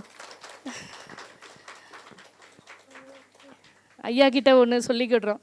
நாங்கள் உங்களை அறிமுகப்படுத்தின 2 வருஷம் ஆயிடுச்சு. எங்கள் கடையில் நிறுவனத்தில் உங்களை பற்றி நாங்கள் பகிர்ந்துட்டது 2 வருஷம் ஆயிட்டு. அதாவது நீங்கள் சாகித்ய அகாடமி விருது பெற்றதை வச்சு அவங்களுக்கு நாங்கள் அறிமுகப்படுத்தினோம். உங்கள் நூல்கள் எல்லாமே வாங்கி கொடுத்து ஒவ்வொருத்தரும் உங்கள் நூல்களை படித்து நாங்கள் எங்களுக்குள்ளேயே எங்கள் இலக்கிய வட்டத்தில் பகிர்ந்துக்கிறோம். இது உங்கள்கிட்ட நாங்கள் பதிவு பண்ணணும்னு நினைக்கிறோம். அதை நன்றிங்கய்யா, நன்றிங்கய்யா. இங்கே அவங்க வந்து உங்களை சந்திக்கணும்னே யூனிஃபார்ம் எடுத்துகிட்டு வந்து போட்டிருக்கிறாங்க. நாங்கள் இப்படி தான் வருவோம் அப்படின்னு சொல்லிட்டு அதையும் சொல்லிக்கிறாங்கய்யா. அப்புறம் உங்களுடைய பேச்சுக்கள் எல்லாமே எங்களுக்கு வந்து ஒரு புத்துணர்ச்சியை கொடுக்குது.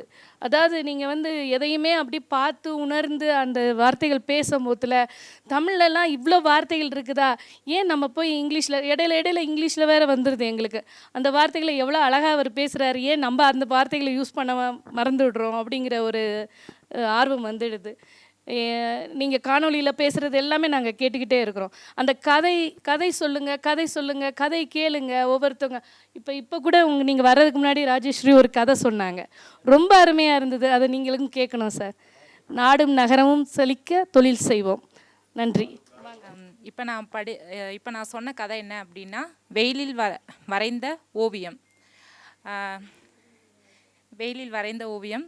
அதில் என்ன அப்படின்னா, அந்த ஓவியர் வந்து ரோட்டில் தான் ஓவியம் வரைவார். ஒரு யானையோட உருவம் வரைஞ்சிருக்காரு. வரைஞ்சிட்டு அங்கனையே அவர் இறந்து கிடக்கிறாருன்னா, அவர் வந்து ரோட்டில் அன்றைக்கி ஸ்கூல் ஓப்பன் ஆயிடுச்சு. சின்ன பசங்க எல்லாருமே போகிறவங்க வந்து என்ன பண்ணுறாங்க அப்படின்னா, அவர் இறந்தது தெரியலை. அந்த சின்ன பசங்க இப்படி எத்தி விளாடுறது எல்லாம் பண்ணிவிட்டு பப்ளிகாம் சாப்பிட்டுட்டு அவர் மேலே இப்படி அமுக்கி விட்டுட்டு போகிறாங்க. ஆனால் அந்த பசங்களுக்கு தெரியலை. அவர் ஓவியம் வரைகிறதுக்கு அவருக்கு கிடைக்கிற கிஃப்ட் என்ன அப்படின்னா, ஒரு சிலர் சில்லறை காசு போட்டு போவாங்க அந்த ஓவியத்து மேலே. ஒரு சிலர் அதை ரசனையாக நின்று ரசித்து பார்த்துட்டு போவாங்க. ஒரு சிலர் வந்து சாக்லேட்டை தூக்கி போட்டு போவாங்க. அந்த சாக்லேட்டையும் அவர் என்ன பண்ணுவார்னா, ரோட்டுக்கு ஆப்போசிட்டில் அந்த பிளாட்ஃபார்மில் கடை போட்டிருக்க ஒரு சிறுமி கையில் கொடுப்பாங்க. அந்த சிறுமியோட அப்பா அம்மாவும் என்ன பண்ணுவாங்கன்னா, அவரோட உருவத்தை பார்த்துட்டு அவர்கிட்ட போய் பேச விட மாட்டாங்களாம் அந்த சிறுமியை. அவங்க அம்மா அப்பா இல்லாத டயத்தில் அந்த குழந்தை போய் அவர்கிட்ட பேசுமா. அது பேசும்போது அவர்கிட்ட என்ன கேட்குது அப்படின்னா, அவர் வந்து எப்படி இருப்பார்னா, ஒரு காக்கி உடை அணிஞ்சிருப்பார், காக்கி கலரில் ஃபேண்ட்டு. அது ரொம்ப அழுக்காக இருக்குமா. கட்டம் போட்ட சட்டை ஒன்று போட்டிருப்பார், அதுவும் ரொம்ப அழுக்காக இருக்கும். அவர் குளிப்பாரா என்னன்னு தெரியாது, ஆனால் பீடி மட்டும் குடிப்பாராம். அவர்கிட்ட போனாலே அந்த பீடி ஸ்மெல்லு அவ்வளோ வருமா. அந்த குழந்தைக்கு வந்து சாக்லேட் கொடுக்குறனால அவர்கிட்ட போய் பேசும், உங்களை யாருக்குமே பிடிக்க மாட்டுது, உங்ககிட்ட வந்தாலே ரொம்ப வாடை வருது அப்படின்னு சொல்லி அந்த குழந்தை சொல்லுது அவர்கிட்ட. அப்படி இருந்தும் நீங்கள் இவ்வளோ அழகாக இந்த ஓவியம் வரைகிறீங்க அப்படின்னு சொல்லி சொல்கிறேன். அந்த குழந்தை கேட்குது, எப்படி இவ்வளோ அழகாக வரைகிறீங்கன்னு கேட்கும்போது, நான் வந்து அதை ரசித்து செய்கிறேன், எனக்கு அந்த தொழில் பிடிச்சிருக்கு, அதை நான் ரசித்து செய்கிறேன், அதனால தான் அது அழகாக இருக்குது அப்படின்னு சொல்லி அவர் சொல்கிறாரு. நீங்கள் குளிப்பீங்களா மாட்டிங்களான்னு அந்த குழந்தை கேட்குது. அதுக்கு சொல்கிறார், நான் குளிப்பேனே. எப்போ குளிப்பீங்க? நைட்டு, இரவு 12 மணிக்கு மேலே தான் குளிப்பேன். எங்கே குளிப்பீங்க? பக்கத்தில் வந்து ஒரு பூங்கா இருக்குது, அந்த பூங்கா வந்து பூட்டிகிட்டு போயிடுவாங்க. பூட்டிகிட்டு போனதுக்கப்புறம் இவர் யாருக்கும் தெரியாமல் அந்த கேட்டில் குதித்து செடிக்கு தண்ணி ஊற்றுவாங்க இல்லையா, அந்த தண்ணியை எடுத்து அவர் குளிப்பாராம். ஆனால் குளிச்சுட்டு அந்த ட்ரெஸ் தான் போட்டுக்குவாராம். அதே மாதிரி அங்கே ஒரு டீச்சர் வந்து பாதையில் போகிறவங்க வந்து அந்த ஓவியத்தை பார்த்து அவங்களுக்கு ரொம்ப அந்த ஓவியம் பிடிக்குமா, நின்று ரசித்து பார்த்துட்டு போவாங்களாம். ஆனால் அவரோட பேர் எதுவுமே கேட்டதே கிடையாது. திடீர்னு அந்த குழந்தை இப்படி பேசிக்கிட்டே இருக்கும்போது அவங்க அம்மா அப்பா வந்துடுறாங்க. வரவுமே எங்கள் அம்மா திட்டுவாங்க அப்படின்னு சொல்லிட்டு அந்த குழந்தை ஓடிடுது. ஆனால் அந்த குழந்தை அதுக்கு முன்னாடி சொல்லியிருக்கோம், உனக்கு என்ன ஆசை அப்படின்னு அவர் கேட்கும்போது என்ன சொல்லியிருக்கோம் அப்படின்னா, அந்த யானை மேலே நான் ஏறி உட்காந்து போகணும் அப்படின்றது சொல்லியிருக்கோம். அவர் வந்து இறந்து கிடக்கும்போது ஒரு யானை வரைஞ்சிருக்காரு, அது மேலே ஒரு உருவம் இருக்குது, அவ்வளோதான். அவர் இறந்துட்டார். மறுநாள் ரோட்டில் வந்து அதை பார்த்துட்டு காவல்துறையினர்லாம் சொல்கிறாங்க, இவர் யார் என்னன்றது தெரியலை அப்படின்னு சொல்லி பேசிகிட்டு இருக்கும்போது அந்த ஒரு அம்மா வந்து எப்பயுமே வந்து ரசித்து பார்த்துட்டு போவாங்க. அவங்க வந்து சொல்கிறாங்க, இந்த ஓவியம் வந்து அழகாக இருக்குது, ஆனால் இவரோட பேர் என்னன்னு கூட நான் இது வரைக்கும் பேசினது கிடையாது, தினமும் நின்று ரசித்து வேணால் பார்த்துருக்கேன். இவருக்கு யாரும் இல்லை அப்படின்னு நினச்சிங்கன்னா என்னோட ஃபோன் நம்பர் எல்லாம் தரேன், நான் வந்து அத்தாரிட்டியாக இருக்கேன், அவருக்கு அவரோட இதை நீங்கள் பண்ணுங்கள், போஸ்ட்மார்டம் இதெல்லாம் பண்ணுவாங்க, யாராவது அத்தாச்சி கொடுத்தாதான் பண்ணுங்க அப்படின்னு சொல்லுவாங்க. எந்த ஒரு வேலையும் ரசித்து நம்ம பார்க்கணும், அது எதிர்பார்ப்பே இல்லாமல் எல்லோருக்கும் வணக்கம். கிடைக்கும். ஒரு கல்யாண வீட்டில் அங்கே கல்யாணத்துக்காக வந்திருக்கக்கூடிய இவ்வளோ பேரோட பேசுகிறதுங்கிறது ஒரு புதிய அனுபவம். ஆனாலும் ஒரு மேடை பேச்சாளருங்கிற முறையில் இந்த போடியம் இருக்கு இல்லையா, அது வந்து எங்களுக்கு ஒரு பாதுகாப்பான ஒரு கவசம் மாதிரி. அங்கே நிற்கும் போது எங்கோ வெட்ட வெளியில் நிற்கிற மாதிரி ஆகிடும். நான் முதல்ல இந்த திருமணத்திற்காக வந்திருக்கவங்க எல்லோரையுமே இந்த திருமணத்தை நடத்துகிற ஸ்ரீதர் அவங்க ஃபேமிலி சார்பாக நான் வரவேற்கிறேன். ஏன் அப்படின்னா அவர்களும் நானும் வேறவங்க இல்லை. அவர் ஒரு நண்பராக மட்டும் இல்லாமல் ஒரு சகோதரரை போல் என் மீது ரொம்ப வாஞ்சை கொண்டவர். என்னுடைய பிறந்தநாளை அவர் கொண்டாடுறார். நான் அப்படி ஒருவர் கொண்டாடும் போது என்ன உணர்வேன் அப்படின்னா, அவர் என்னோட குடும்பத்தை சேர்ந்தவரை போய் தானே என்னோட பிறந்தநாளை கொண்டாடுறாரு. அவர் எழுத்தாளரை கொண்டாடலை, அவர் என்னுடைய குடும்பத்தை சேர்ந்தவங்களை மகிழ்ச்சிப்படுத்துகிறாரு அப்படின்னு.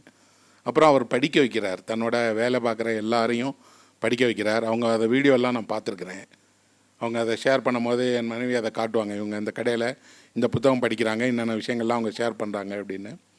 இப்போ எனக்கு தோணுது, தன்னோட பணியாளர்கள் எல்லாருமே வந்து வேலை பார்க்கணும், கரெக்டாக தான் வந்து அந்த வேலையில் இருக்கணுங்கிறத தாண்டி அவர்களுக்கும் ரசனை இருக்குது, அவர்களும் மேம்படணும், அவர்களும் வாழ்க்கையில் அடுத்த நிலைக்கு போகணும்னு யார் நினைக்கிறாங்களோ அவர்கள் எல்லா வெற்றியும் பெறுவாங்க. ஏன்னா நமக்கு உலகம் என்ன கற்றுக் கொடுக்குதுன்னா, ஒரு இடத்துல வேலை செய்யும் போது அவங்க நம்மளை உறிஞ்சி வாழ்றக்கூடியவங்க, அவங்க நமக்கு நல்லது செய்ய மாட்டாங்க. இன்னும் சொல்லப்போனால் நம்மளோட எல்லா உழைப்பையும் அவங்க செல்வமாக மாற்றிக்கிடுவாங்கன்னு தான் நமக்கு சொல்லிக் கொடுக்கப்பட்டிருக்கு. அப்படி இல்லை, ஒரு வேலையை எல்லாரும் சேர்ந்து செய்கிறோம், அதில் கிடைக்கக்கூடியதை எல்லாரும் பகிர்ந்துக்கிடும், அதில் முதலீடு செய்தவருக்கு கொஞ்சம் கூடுதலாக கிடைக்கிது. அப்படி தான் ஒரு வணிகம் அப்படின்னு ஒருத்தர் நினைக்கிறாருன்னா அவர் அறத்தோட வணிகம் செய்கிறாருன்னு அர்த்தம். அந்த அறம் ரொம்ப மரியாதைக்குரிய ஒன்று. அப்புறம் ஒரு திருமணத்தை நடத்தி வைக்கும் போது வழக்கமாக என்ன பண்ணுவாங்க அப்படின்னா, ஒரு சமயம் சார்ந்தவங்களை அழைப்பாங்க, இல்லைன்னா ஒரு பெரியவர்களை அழைப்பாங்க. நான் என் பையனுக்கே இன்னும் கல்யாணம் பண்ணல, என்னை வந்து ஒரு திருமணத்தில் அழைச்சி நீங்கள் அந்த திருமணத்துக்கு வாழ்த்து சொல்லணுங்கும் போது நான் பொதுவாக திருமண வீடுகளிலே கலந்து கொள்ளாத, என்னோட உறவினர்கள் வீட்டில் நடக்கிற திருமணங்களுக்கே போக மாட்டேன். தவிர்க்கவே முடியாத திருமணங்களுக்கு போவேன். என்ன செய்வேன் அப்படின்னா, போய் தலையை காட்டி ரிசப்ஷனில் மேடையில் 2 நிமிடம் நின்றுட்டு அந்த கல்யாண வீட்டிலேருந்து போயிடுவேன். ஏன் அப்படின்னா, நான் பார்த்த நிறைய கல்யாணங்கள் வந்து வெறும் சம்பிரதாயம்னா அங்கே வந்திருக்கக்கூடிய எல்லாரும் ஒருத்தர் என்ன நகை போட்டிருக்காங்க, எப்படி இருக்காங்கங்கிறத பார்த்துக்கிறதுக்காகவும், காசிப் பேசுகிறதுக்காகவும், இன்னும் சொல்லப்போனால் நிறைய நேரங்களில் ஒருத்தரை பார்த்து ஒருத்தர் பொறாமப்படுறதுக்காகவும், வம்பு வழக்கு பழைய கதைகள் இதுகளுக்கான இடமா இருக்கும். இன்னொரு பக்கம் என்ன இருக்கும் அப்படின்னா, உண்மையில் மனம் நிறைந்து வாழ்த்துறவங்க அந்த சபையில் ரொம்ப குறைவாக இருப்பாங்க. அவங்களுக்கு முதன்மையான இடம் கிடைக்காது. முதன்மையான இடங்களெல்லாம் யாரோ வரக்கூடிய விஐபிஸ் கொடுத்துருவாங்க. அப்போது அது ஒரு சம்பிரதாயம் தானே அப்படின்னு நினைப்பேன். கூடுதலாக என்ன அப்படின்னா, அந்த மணமக்களை உண்மையில் வாழ்த்தக்கூடியவங்க எங்கே இருந்தாலும் வாழ்த்துவாங்க. அவங்க தொலைவில் இருந்தாலும் பக்கத்தில் இருந்தாலும் மேடைக்கு போனாலும் புகைப்படம் எடுத்துக்கிட்டாலும் வாழ்த்துவாங்க, நம்ம அந்த ஆள் தான் அப்படின்னு. நான் இவர் கேட்கும் போது நான் அந்த திருமணத்தில் நானே சொன்னேன், வரேன், கலந்துக்கிறேன். முக்கியமான காரணம், அங்கே இருக்கக்கூடியவங்க அது திருமணத்தமாக மட்டும் நடத்தலை, அதை தாண்டி எல்லோரும் ஒன்றிணையக்கூடிய ஒரு சந்திப்பாக அதை மாற்றுறாங்க. அப்புறம் அங்கே வந்து இலக்கியம் பேசலாம், எழுத்தாளர்கள் வரலாம், இந்த மாதிரி ஒரு மாலையில் நம்ம எல்லாரும் ஒன்று கூடி பேசலாம் அப்படிங்கிறது ஒரு பெரிய உண்மையிலே ஒருத்தருக்கு ஒரு திருமணத்தை எப்படியெல்லாம் முன்மாதிரியாக நடத்தலாம்ங்கிறதுக்கான ஒரு அடையாளமாக தான் நான் இதை பார்க்குறேன். அதனால் அவர்கள் குடும்பத்துக்கு நான் முதல்ல என்னுடைய மனம் நிறைந்த பாராட்டுக்களை தெரிவிச்சுக்கிறேன். அப்புறம் அந்த திருமணம் செய்து கொள்ள போகிற அந்த மணமக்களை நான் மனதார வாழ்த்துறேன். ஏன் அப்படின்னா, ஒரு தன்னோட திருமணத்தை பற்றி எல்லாருக்கும் ஒரு கனவு இருக்குது, எப்படி நம்ம கல்யாணம் நடக்கணும் அப்படின்னு. அதை யார்கிட்டையும் சொல்ல மாட்டாங்க. யார் கேட்கும்போது கூட எதாவது சொல்லுவாங்களே தவிர, யாரும் உண்மையில் அவங்க ஒவ்வொருத்தருக்குள்ளாடியும் ரகசியமான நிறைய ஆசைகள், கனவுகள், திருமணம் இப்படியெல்லாம் இருக்கணும் அப்படிங்கிறத பற்றி மனதுக்குள்ளாடியே இருக்கிறாங்க. நான் இதே மாதிரி ஒரு கல்யாண மண்டபத்தில் ஒரு முறை பேசுவதற்காக சேலத்துக்கு சென்றிருந்தேன். என்னுடைய கூட்டம் வந்து அந்த கல்யாண மண்டபத்தில் நடந்தது. அங்கே எனக்கு ஒரு வாசகர் இருக்கிறாங்க. அவங்க எனக்கு ஃபோன் பண்ணி சொன்னாங்க, ஏன் சார் அங்கே போய் பேசுகிறீங்க அப்படின்னு. ஏம்மா அப்படின்னு. அங்கே நான் வரமாட்டேன் சார். ஏன் வரமாட்டேன்னு. அங்கே தான் சார் என் கல்யாணம் நடந்துச்சு, அந்த மண்டபத்துக்குள்ளாடி இன்னொரு நாள் வரவே கூடாது சார், நீங்கள் அங்கே போய் பேசுகிறீங்களே, நான் இப்போ எப்படி சார் கேட்குறதுன்னு. தனக்கு திருமணம் நடந்த மண்டபத்தில் காலடி எடுத்துக்கூட கூட வைக்கக்கூடாதுன்னு நினைக்கிற அம்மா இருக்குதுன்னா, அப்போது திருமணம்ங்கிறது நாம் நினைக்கிற மாதிரி இல்லை. ஆனால் இப்படி ஒரு வித்தியாசமான ஒரு திருமணத்தை நண்பர்கள் சூழ அவங்க நடத்தலாம் அப்படின்னு விரும்புகிறாங்க. மணமக்களாக வந்து அவங்கவுங்களோட இடத்துல இல்லாமல் உற்சாகமாக அவங்களே ஓடி விளையாடு எல்லா மகிழ்ச்சியும் உருவாக்குறாங்கங்கிறது உண்மையில் ஒரு முன்மாதிரியான பிள்ளைங்க. ரொம்ப அழகாக பிள்ளைங்களை வளர்த்துருக்குறாங்க. ஒரு நல்ல தலைமுறை உருவாகிருக்குன்னு நான் நினைக்கிறேன். அவர்களுக்கு என்னோட வாழ்த்துக்கள். அப்புறம் இந்த கதையை இப்போ அவங்க பேசுனாங்க. இந்த கதையை நான் என்னுடைய இணையதளத்தில் வெளியிட்டிருக்கிறேன். இந்த கதையை ஒரு வெளியிடும் போது நான் என்ன பண்ணுவேன், யார் படிப்பாங்கன்னு தெரியாது, இந்த கதை யாருக்கெல்லாம் பிடிக்கும் பிடிக்காதுன்னு தெரியாது. மாறாக நான் பார்த்த எனக்கு தெரிஞ்ச ஒரு காட்சியை நான் பதிவு பண்ணுறேன்.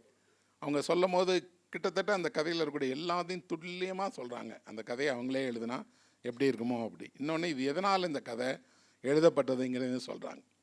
ஒரு எழுத்தாளனுக்கு கிடைக்கக்கூடிய ஒரு பெரிய சந்தோஷமே என்ன அப்படின்னா, யாரோ தன் கதையை படித்து அவங்களோட குரலில் அவங்க மொழியில் அதை சொல்லும் போது கேட்குறது இருக்கு இல்லையா, அதுதான் பெரிய பாராட்டு. அப்புறம் அவங்க கடையில் வேலை பார்க்குறவங்க என்ன மட்டும் படிக்கலை, காந்தியிலிருந்து தமிழ் இலக்கியத்தினுடைய எல்லா படைப்பாளிகளையும் படிக்கிறாங்க. நான் இந்த மாதிரி ஒரு திருமண வீடில் கலந்துக்கிட போகிறேன்னு தெரிஞ்சோடனே முத்துலிங்கம் கேட்குறார். அவரை தெரிஞ்சிருக்கு இவருக்கு. அப்போது எல்லாருக்கும் இலக்கியவாதிகள் எல்லாருக்கும் தெரிஞ்சிருக்கு அப்படின்னா அது அவருக்கு பிடித்தமான புத்தகங்கள் வழியாக, அதிலிருந்து அவர் உருவாக்கிட்ட வாழ்க்கையின் வழியாக. ஆகவே இந்த திருமணம்ங்கிறது என்னை கேட்டால் என்னுடைய ஒரு இல்ல விழா மாதிரி தான் நான் இதை நினைக்கிறேன். முழுமையாக அதோட நான் என்னுடைய நேரத்தை செலவிட்டு கூடையே இருக்கணும் அப்படிங்கிறதுக்காக தான் என்னோடய பணிகள் எல்லாம் கூட நான் வேணான்னு சொல்லி தூக்கி போட்டு வந்தேன். அது உண்மையிலே ரெட்டிப்பு மகிழ்ச்சி தரக்கூடியதாக இருந்தது. எல்லாரையும் பார்த்தேன். இப்போ நாங்கள் மாலையில் மத்தியானம் அந்த வெயிலில் உட்காந்து உரையாடிட்டு இருந்தோம். திரும்பி போகும்போது நான் ஒரு திருமண வீட்டில் தான் வந்திருக்கேங்கிறத என்னால் நம்பவே முடியல. எங்கோ ஒரு இடத்துல நான் போனால் வழக்கமாக இது மாதிரி ஒரு இலக்கிய விழாக்களுக்கு போவோம். நிறைய ஊர்களில் அப்படி ஜெய்ப்பூர் லிட்ரரி ஃபெஸ்டிவல் அல்லது மும்பை லிட்ரரி ஃபெஸ்டிவல்னு இந்தியாவினுடைய பெரிய நகரங்களில் இலக்கிய விழாக்கள் நடக்கும். அங்கே எழுத்தாளர்கள் இப்படி ஒரு லானில் உட்காந்து பேசுவோம். திடீர்னு காஃபி வரும், சீரியஸாக அவங்க பேசுவாங்க, எல்லாத்தையும் விவாதிப்பாங்க. இடையில பத்திரிகையாளர்கள் வந்து கேள்வி கேட்பாங்க. ஏதோ ஒரு பெரிய ஜெய்ப்பூர் இலக்கிய விழாவில் நம்ம ஒரு அமர்வை முடிச்சுட்டு இன்னொரு அமர்வுக்கு போகிற மாதிரியான ஒரு உணர்வை ஏற்படுத்தினாங்க. அவர்கள்ட்ட பாராட்டுறது பாருங்கள், அவங்க ஒன்றாக படித்தவர்கள் இத்தனை ஆண்டு காலமும் ஒன்றாகவே இருக்கிறாங்க அப்படின்னா அவங்களுக்கு ஒரு ஹேட்ஸ் ஆஃப். ஏன்னா இந்த மாதிரி யாரும் இருக்கவே மாட்டாங்க. ஒரு பள்ளியில் ஒன்றாக படித்த எல்லாரும் இன்னும் அதே நட்போட அதே தோழமையோட எல்லாரும் ஒருத்தருக்கு ஒருத்தர் ஒன்றாக இருந்து ஒன்றாக ஒரு விஷயத்தை நடத்தி வைக்கிறதுங்கிறதெல்லாம் ரொம்ப அபூர்வம். சொல்லப்போனால் ஒரு தலைமுறைக்கு இன்னொரு தலைமுறை காட்டுகிற ஒரு பாடம் தான் இது. அடுத்த தலைமுறையில் இந்த மாதிரி இருக்குமான்னு தெரியாது. ஏன்னா அவர்களுக்கு படித்து முடித்த பின்னாடி அவங்க முதல்ல மறக்க விரும்புவது நம்ம கூட படித்தவனை தான். இன்னொன்று, அந்த காலேஜை கம்ப்ளீட்டாக மறந்துடணும். அந்த வாத்தியாரை திரும்பி பார்த்துடவே கூடாது. ஏன் அப்படின்னா அவரால் தானே இவ்வளோ தண்டனைகளையும் அனுபவித்தோம். அப்போது படிப்பு, கல்லூரி அல்லது பள்ளி, அந்த நாட்கள் அது எதுவுமே ஞாபகம் தரக்கூடாதுங்கும் போது இல்லை, அந்த வயதோட நினைவுகளோட அப்படியே இருக்கும். வாழ்க்கையில் ஆளுக்கு ஒரு பக்கம் போயிருந்தாலும் அந்த நட்புணர்வை மாறவே இல்லைங்கிறது உண்மையிலே பாராட்டுக்குரிய ஒரு விஷயம். எழுத்தாளனாக நான் இதை எங்காவது ஒரு இடத்துல பதிவு செய்வேன். ஏன்னா எப்போவுமே உலகத்தில் நல்லதை சொல்கிறதுக்கு ஆட்கள் இல்லை. திரும்ப ஏமாற்றிட்டாங்க, நண்பர்கள் மோசமாக இருக்கிறாங்க, துரோகம் பண்ணிட்டாங்க, இதையே சொல்கிறாங்க. இல்லை, அதே ஒரு காலத்திலேருந்து இன்றைக்கு வரைக்கும் தொடர்கிற நட்பை கொண்டவர்கள் இன்னும் இருக்கிறாங்க அப்படின்னு. உண்மையில் நாம் எடுக்க வேண்டிய சினிமா, எழுத வேண்டிய கதை இதுதான். ஏன்னா இவர்களை சொல்லும் போது தான் ஒருத்தருக்கு நம்பிக்கை கிடைக்கும். எப்படி இருப்பாங்க, வாழ்க்கை அவர்களுக்கு நெருக்கடி தரலையா, தந்தது, ஆனாலும் அவர்கள் நட்போடு இருக்காங்க. அவர்களில் சிலர் இல்லையா, இல்லாத போதும் அவர்கள் நட்போடு இருக்காங்க. அப்போ அவர்கள் கதையை சொன்னால் ஒரு தலைமுறைக்கு என்ன இருக்கும் அப்படின்னா, இப்படி தான் இருக்கணும், இப்படி இருக்குது அப்படிங்கிறது அவர்களுக்கு மட்டும் கிடைச்சதில்லை, நமக்கும் இருக்கலாம். எண்ணிக்கை முக்கியம் இல்லை, எத்தனை பேர் அப்படி இருக்கிறோங்கிறது. ஆனால் அந்த நட்பை தொடரணுங்கிறது ரொம்ப ரொம்ப முக்கியமானது. நிஜமாகவே எனக்கு அவர்களை பார்க்கும்போது தோணுச்சு, அவங்க எல்லாருமே இந்த இப்போ எனக்கு அணிவிக்கப்பட்ட ஒரு மாலையில் இருக்கக்கூடிய முத்துக்களை போல் ஒன்றா தான் அணிவிக்கப்பட்டிருக்காங்க. மற்றபடி ஒரு திருமண விழாவில் போய் பேசணும் அப்படிங்கும்போது நான் ஒரு இலக்கியம் பேசுகிறதா, எழுத்த சொல்கிறதா, என்னை பற்றி சொல்கிறதா, என்ன பேசணும்னு தெரியாது. ஆனால் அவங்க எல்லாரோட முகங்களை பார்த்தபோது எனக்கு பேசுகிறதுக்கு எப்போவுமே எதிர இருக்கக்கூடிய முகங்கள்ல இருந்து தான் நான் பேசுகிறதுக்கான உந்துதலை பெறுவேன். ஏன்னா மனிதனோட முகம் மாறி மனிதனோட மனதை காட்டக்கூடிய வேறு ஒன்றே இல்லை. எல்லாம் மனிதன் ஒழிக்கக்கூடிய விஷயங்கள்லேருந்து அவனோட சந்தோஷத்துலேருந்து எல்லாம் அவன் முகத்தில் எழுதப்பட்டிருக்கும். புத்தகம் படிக்கிற மாதிரி ஒருத்தரோட முகத்தை கொஞ்சம் கொஞ்சமாக நம்மளால் படிக்க முடியும். அப்புறம் அந்த முகங்களில் சொல்லப்படாத ஏதோ ஒரு வேதனை, துயரம் இருக்குது.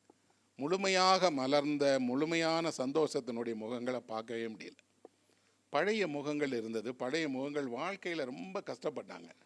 ஆனால் அவர்கள் முகங்களை பார்த்தா நமக்கு அவ்வளோ சாந்தமாக, அவ்வளோ ஒரு தெய்வத்தை நேரில் கண்டது போல் ஒரு அந்த முகத்தில் அப்படி ஒரு பொலிவு இருக்கும், புனிதம் இருக்கும்.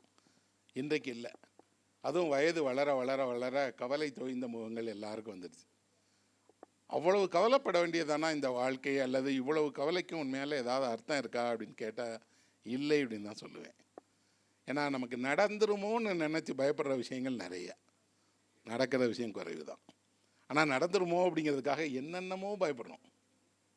ஏதோ ஒரு செய்தி கேட்டால் அந்த நோய் நமக்கு வந்துடுமோ அப்படின்னு நினைக்கிறோம். யாரோ ஒரு விபத்து நடந்தால் அந்த விபத்து நமக்கு வந்துடுமோன்னு நினைக்கிறோம்.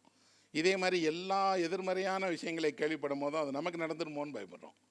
எந்த நேர்மறையான விஷயத்தை கேள்விப்படும் போதும் அது நமக்கு நடக்காதுன்னு தோணுது. யாருக்கோ 1 கோடி விழுந்துச்சுன்னா நமக்குள்ளுக்கு அதுங்க. யாரோ ஒருத்தர் திடீர்னு அமெரிக்காவுக்கு போய்ட்டு நம்ம போக மாட்டோங்க. ஆச்சரியமாக இருக்குது. எதிர்மறையான விஷயங்கள் எல்லாம் நடக்கும்னு நினைக்கிறோம், நேர்மறையான விஷயம் நடக்காதுன்னு நினைக்கிறோம். ஆனால் இதுக்கு மாற்றாக நேர்மறையான விஷயம் நமக்கு நடக்கும், எதிர்மறையான விஷயம் நமக்கு நடக்காதுன்னு தானே நினைக்கணும். அப்போ நமக்கு ஏதோ ஒரு அடிப்படையில் தப்பாக கற்றுக் கொடுத்துட்டாங்க. என்ன அப்படின்னா, நாம் நேர்மறையான விஷயங்களை எல்லாம் நம்ம ரகசியமாக செஞ்சுக்கணும், எதிர்மறையான விஷயங்கள்லாம் நம்மளை சுற்றி எல்லாருக்கும் தெரிய செய்யணும்னு. அது இல்லை. கனடாவில் ஒரு கனடா பிரதமர் அவரோட இன்டர்வியூ ஒன்று பார்த்தேன். அவரோட பேர் ஜான் கிரேட்டன் அப்படின்னு. அவருக்கு 93 வயதாகுது. அவர் கனடாவில் 4 முறை பிரதமராக இருந்திருக்காரு, 13 முறை எம்பியாக இருந்திருக்கிறாரு. அவர் தேர்தலில் போட்டிட்டு தோற்றதே கிடையாது. அவர்கிட்ட இன்டர்வியூவில் கேட்குறாங்க, எப்படி இப்படி வந்தீங்க, உங்கள் வீட்டில் அரசியலெல்லாம் ஈடுபட விடுவாங்களா அப்படின்னு. அவர் சொல்கிறாரு, நான் சிறு வயதாக இருக்கும்போது எங்கள் அப்பா கூப்பிட்டு சொன்னார், நீ ஒரு நாள் இந்த நாட்டுக்கு ஜனாதிபதியாக வந்தால் நல்லா இருக்கும்டா அப்படின்னு. எனக்கு தோணுச்சு, எப்படிப்பா அப்படிலாம் வர முடியும், நீ ஏன் வர முடியாதுன்னு நீ நினைக்கிற, நீ வரலாமே அப்படிங்கிறார். அப்பா அதுக்கு நான் என்னப்பா பண்ணோம் அப்படின்னு. என்ன எல்லாத்துக்கும் தயாராகிற மாதிரி ஜனாதிபதி ஆகிறதுக்கும் தயாராக வேண்டியிருக்கும் அப்படிங்கிறார். இவருக்கு அப்பா நம்மளோட கேள்வி செய்கிறாரோன்னு நினச்சிட்டு, இல்லைப்பா அப்படிலாம் வர முடியாதுப்பா. நான் இல்லைடா வர முடியும்டா, என்ன செய்யணும் நீ. அவர் கேட்குறாரு, நான் அரசியல்ப்பா, அரசியல் தெரியாதுன்னு. அரசியல் இல்லைப்பா, அரசியல்ங்கிறது சட்டம் இயற்றுகிற அதிகாரம். அரசியல்னால் என்ன, ஒன்றுமே இல்லை, அவர் ஒரு சட்டம் போட்டால் அது செல்லும். அப்போ சட்டத்தை நிர்வகிக்கிறது, சட்டம் போடுவது, அதுதான் அரசு, அரசியல். ஒரு சமூகத்தில் ஒரு சட்டம் நடைமுறைப்படுத்தப்படலைன்னா அதுக்கு குரல் கொடுத்தாங்கன்னா, நீதிக்காக வாதிட்டாங்கன்னா அரசியல். அப்போ நீ சட்டம் படித்தேன்னா அரசியலுக்கு போயிடலாம். ஸோ அவர் சட்டம் படின்னு சொல்கிறார். ஸோ இவர் போய் சட்டம் படிக்கிறார். சட்டம் படித்து முடித்த உடனே தந்தை சொல்கிறாரு, சட்டம் படித்த உடனே அதை பணம் காண்ற வேலையாக வழக்கறிஞராக ஆகாத, பொதுநல வழக்குகளை எடு, பொதுநலங்களுக்கான வாதிடுறவராக இரு, பொதுமக்களுக்கு நீதி கொடுக்கக்கூடியவராக இருங்கிறாரு. தானாக அந்த கதவை திறந்துருச்சு, தானாக போனார், நின்னார், ஜெயித்தார், பாராளுமன்றத்துக்கு வந்துட்டார். இவர் சிறு வயதுலேருந்தே துருன்னு இருக்கக்கூடியவர். இவருக்கு அவர் சொல்கிறாரு, நான் ஒரு இடத்துல என்னை விட்டால் அந்த ரூமுக்குள்ளே ஓடிட்டே இருப்பேன். என்னோடய வீட்டில் பக்கத்து வீட்டில் ஒரு பொண்ணு இருந்தா, அந்த பொண்ணு என்னை பார்த்து, நீங்கள் நெல் அப்படின்னு சொன்னால் நான் நின்றுவேன். அது ஏன் அப்படின்னு எனக்கு புரியாது. எங்கள் வீட்டில் உள்ளவங்க சொன்னால் நிற்க மாட்டேன், ஆனால் அவள் சொன்னால் நின்றுவேன். எங்கள் அம்மா சிறு வயதிலேயே பார்த்துட்டு சொன்னாங்க, அவனை கண்ட்ரோல் பண்ணக்கூடிய, அவனை ஓரளவுக்கு நெறிப்படுத்தக்கூடிய ஒரு பொண்ணு பக்கத்து வீட்டிலேயே இருக்கா, இந்த பொண்ணையே அவன் கல்யாணம் பண்ணிட்டான்னா அவன் சரியாயிடுவான்னு. எனக்கு ஆச்சரியமாக இருந்துச்சு. சிறு வயதில் விளையாடுற யாரையாவது ஒருத்தரை பார்த்து இப்படி நம்ம சொல்லுமா என்னன்னா, எங்கள் அம்மா சொன்னாங்க, அந்த பொண்ணுகிட்ட போய் உனக்கு ஏன்னு கேட்ட அவன் அவ்வளோ துருதுருப்பாக இருந்தாலும் அவனை சின்ன விஷயம் சரி பண்ணால் அவன் சரியாயிடுவான் அப்படின்னா, அவள் சிறு வயதிலேருந்தே என்னை சரிப்படுத்த தொடங்கினா. நான் வழக்கறிஞர் ஆன உடனே செய்த முதல் முடிவு என்ன அப்படின்னா, அவளை திருமணம் பண்ணிக்கிறது. திருமணம் பண்ணிக்கிட்டோம். 63 ஆண்டுகள் அவங்க இணை பிரியாத தம்பதிகளாக இருந்தாங்க. இவர் ஜனாதிபதியாக இருக்கும்போது இருந்து, பாராளுமன்றத்தில் இருக்கும்போது, எதிர்க்கட்சியாக இருக்கும்போது இருந்து, எல்லாத்துலேயும் இருந்தாங்க அவங்க. அவ்வளவு காலத்துலேயும் அவர் சொல்கிறாரு, எதிர்க்கட்சிகளால் நேசிக்கப்பட்ட ஒரு அரசியல்வாதி நான் தான், என் கட்சியால் இல்லை. ஏன் அப்படின்னா பண்பாடு. அந்த பண்பாடு எனக்கு எப்படி வந்துச்சுன்னா, என்னுடைய மனைவியால் தான் வந்தது. என் மனைவி என்ன பண்ணுவாங்க அப்படின்னா, என்னோட எல்லா தடுமாற்றங்களையும் ஒரு சிறு செயலால் என்னை மாற்றிட்டாங்க. என்கிட்ட ஏதாவது பொது வாழ்க்கையில் சிறப்பு இருக்குதுன்னு சொன்னீங்கன்னா, எல்லா சிறப்புகளும் அவர் உருவாக்குனது தான் அப்படிங்கிற. அவங்க இறந்துட்டாங்க. இப்போது இறந்தபோது அந்த தேசமே அதுக்காக கண்ணீர் விட்டது. அப்போது அன்றைக்கி அந்த இரங்கல் செய்தியில் அவர் ஒரு செய்தி வெளியிட்டார். என்ன அப்படின்னா, உங்கள் மனைவி எப்போவாவது உங்கள்கிட்ட கேட்டிருக்காங்களா, திருமணத்தினுடைய ரகசியம் என்ன, வெற்றிகரமான திருமணத்துடைய ரகசியம் என்ன? இல்லை, கேட்டதில்லை. ஆனால் எங்களுக்கு சொல்லுங்கள், வெற்றிகரமான திருமணத்துக்கு ஏதாவது ரகசியம் இருக்கா? ஏன்னா மேலை நாடுகளில் 2 வருஷத்தில் டைவர்ஸ் பண்ணிடுறாங்க, 5 வருஷத்தில் டைவர்ஸ் பண்ணிடுறாங்க. பிள்ளைங்க வளர்ந்த உடனே அப்பா அம்மா தனித்தனியாக போயிடுறாங்க. 63 வருஷம் ஒரே மாதிரி இருந்து பிள்ளைங்களெல்லாம் உருவாக்கியிருக்கீங்களே, என்ன ரகசியம்னு கேட்டவுடனே ஒரே வார்த்தை சொன்னார், ரெஸ்பெக்ட் அப்படின்னு சொன்னார். திருமண வாழ்க்கை வெற்றிகரமாக இருப்பதற்கு ஒரு கணவனும் மனைவியும் ஒருவரை ஒருவர் மரியாதை செய்து கொள்ள வேண்டும். மரியாதை செய்கிறதுனா என்ன அப்படின்னா, அவர்கள் சரியாக தான் நடப்பாங்க அப்படின்னு நீங்கள் எல்லா சிறு விஷயங்களையும் ரெஸ்பெக்ட் பண்ணணும் அப்படிங்கிறார். எப்படின்னு கேட்குறாங்க. அவங்க சொல்கிறாங்க, தட்டை எடுத்துகிட்டு வந்து அவங்க சாப்பிடுங்கன்னு சொன்னாங்கன்னா தட்டை முன்னாடி வச்சா நம்ம சாப்பிடணுங்கிறார். பிறகு வரமா ஒரு 3 மணிக்கு சாப்பிட்டுக்கிறோமான்னு சொன்னால் அது விருப்பங்கிறது மட்டும் இல்லை, அவங்கள அவமரியாதை பண்ணுற, ரெஸ்பெக்ட் பண்ண மாட்டேங்கிற. ரெஸ்பெக்ட் பண்ணுறதுன்னா நல்லா ட்ரெஸ் பண்ணி கூட்டிகிட்டு போய் கூட வச்சு மேடையில் அலங்கரிக்க வைக்கிறது இல்லை. ஒவ்வொரு சிறு செயல்லையும் ரெஸ்பெக்ட் பண்ணணும். அதே மாதிரி நீங்கள் காரில் வந்து இறங்குறீங்க, காரில் வந்து இறங்குறோடனே அந்த அம்மா வந்து எப்படி இருந்தது இன்றைக்கி அப்படின்னு கேட்குறாங்கங்கிறது வெறும் நல்லா விசாரிப்பு இல்லை, ரெஸ்பெக்ட். ஒரு நாள் முழுக்க நீ போய் ஏதோ ஒரு பொது வாழ்க்கையில் இருந்திருக்கிற உன்னை நான் வந்து என்னோட அன்பால் வரவேற்று உன்னை கேட்குறேன் அப்படின்னு அப்படி சொல்கிறாரு. நாங்கள் வந்து எங்கள் வாழ்க்கை முழுக்க ஒருவர் மீது ஒருவர் வந்து அன்பு காட்ட மட்டும் இல்லை, மரியாதை செலுத்தினோம் அப்படிங்கிறார்.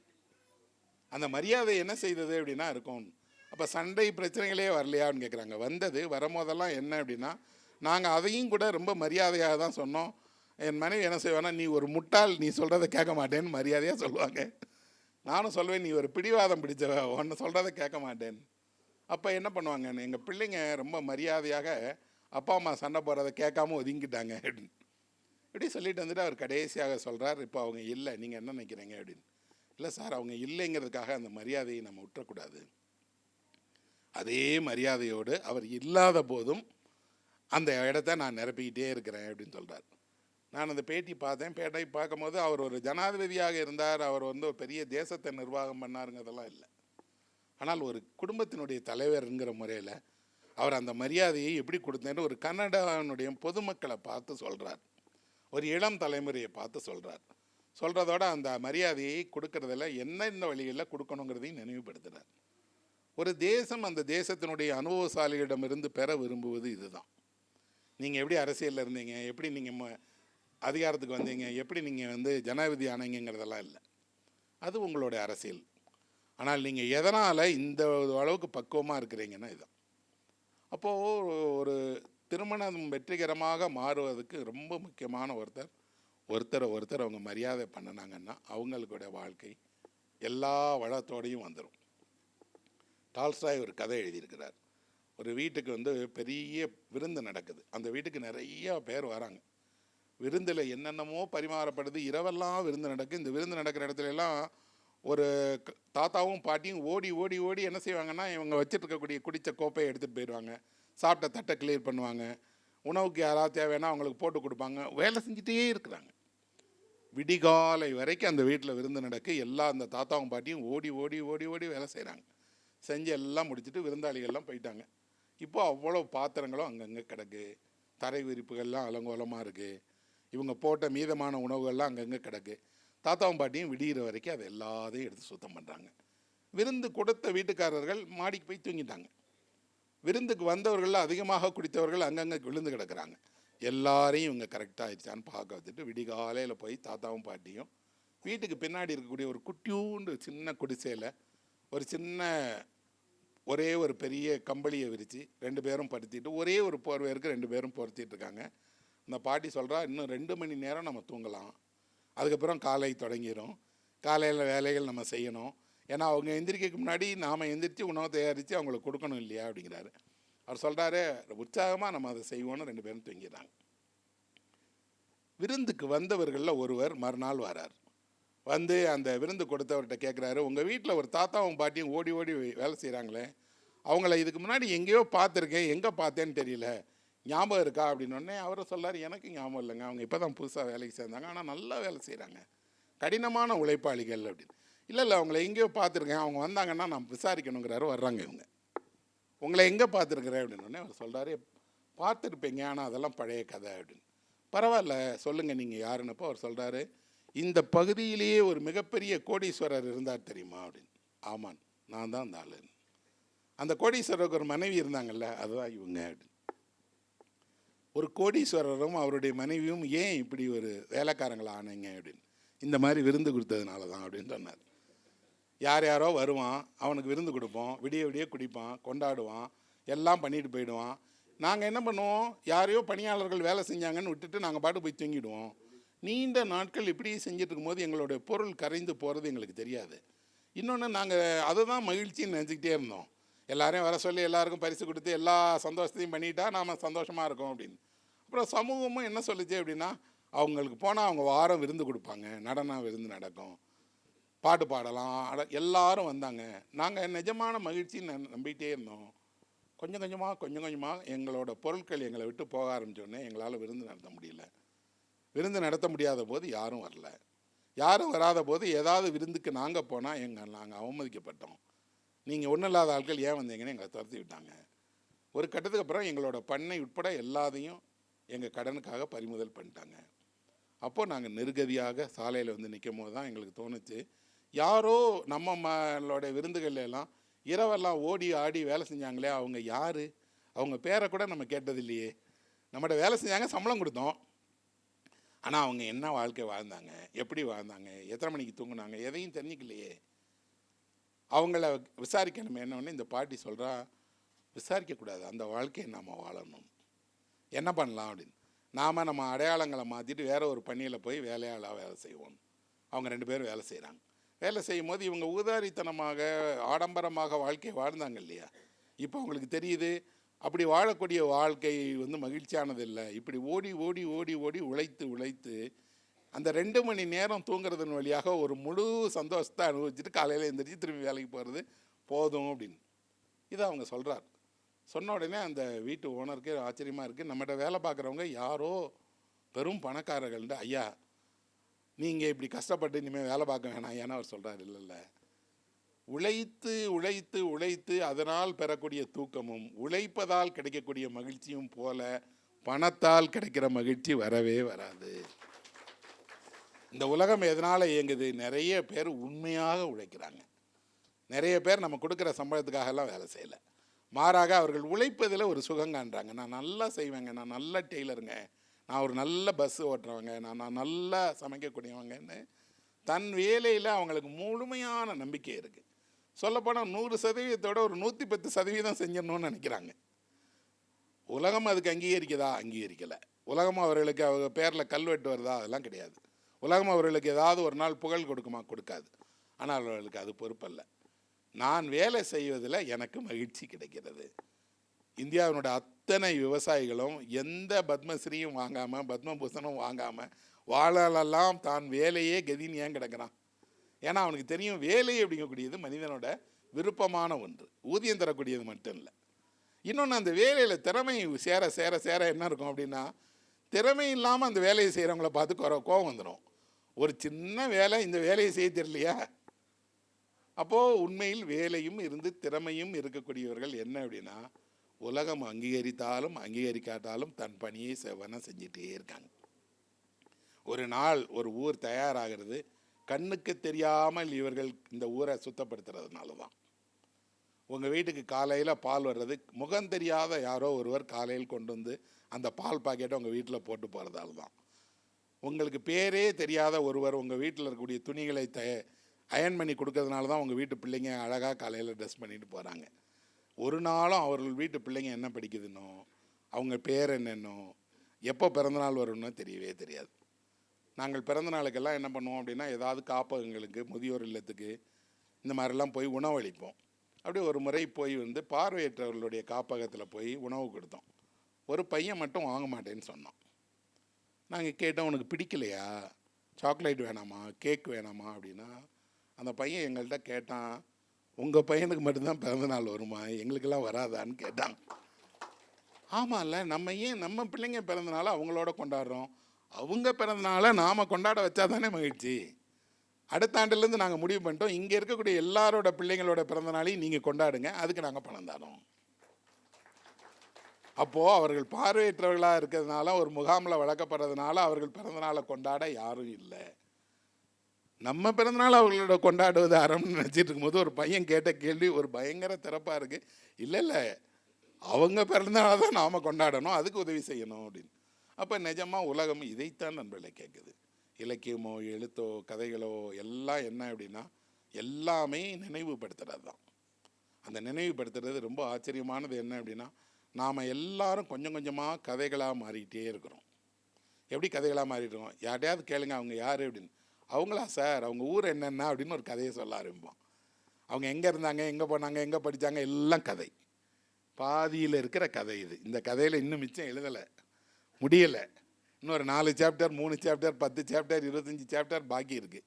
ஆனால் நம்ம கதை யாருக்கு கதை? இன்னொருவருக்கு கதை. இன்னொருவருடைய வாழ்க்கை நமக்கு கதை. அவர் எங்கே சார் வேலைக்கே வரமாட்டார் சார்னா அவரை பற்றி ஒரு கதை சொல்கிறோம். கொஞ்சம் கொஞ்சமாக நாம் கதையாக மாறிக்கிட்டே இருக்கோம். கதையாக மாறினால் என்ன? கதைக்கு நிஜ உலகத்தில் இடம் இல்லை, ஆனால் நினைவு உலகத்தில் எப்போவும் இடம் இருக்குது. எப்போவும் நினைவில் ஏதோ ஒரு கதை இருந்துக்கிட்டே இருக்குது. நாம் எல்லாம் யாருடைய நினைவில் வாழ போகிறோம்? நாம் எல்லாரும் யாருடைய நினைவில் இருப்போம் அப்படின்னா நம்ம குடும்பத்தாருடைய நினைவுகளில் இருப்போம். முன்னாடினா என்ன பண்ணுவாங்க அப்படின்னா, உங்கள் வீட்டில் ஒரு சுவரில் ஒரு படமாவது மாட்டி வைப்பாங்க, இவர் எங்கள் தாத்தான்னு. எதிர்காலத்தில் அதுவும் மாட்ட மாட்டான். ஏன்னா இப்போ யார் வீட்லேயும் அவங்களோட எந்த மூதாதையர் படங்களும் கிடையாது. அதை கொஞ்ச காலத்துக்கு அப்புறம், போன தலைமுறைக்கு அப்புறம் இந்த தலைமுறையில் இருக்கக்கூடியவங்க சிலர் ஃபோனில் அதை ஃபோட்டோவாக வச்சுருந்தாங்க. இதான் சார் எங்கள் அப்பா, இதான் எங்கள் தாத்தான்னு. ஃப்யூச்சரில் அது கூட இருக்காது. அப்போ நாம் யாரோட நினைவிலையும் ஒரு புகைப்படமாக கூட எஞ்ச போகிறதில்ல. ஆனால் அதுக்கு நேர் மாறாக நீங்கள் ஒரு சிறு நற்செயலை செய்கிறதன் வழியாக உங்கள் ஊரால் நினைவு கொள்ளப்படுவீங்க.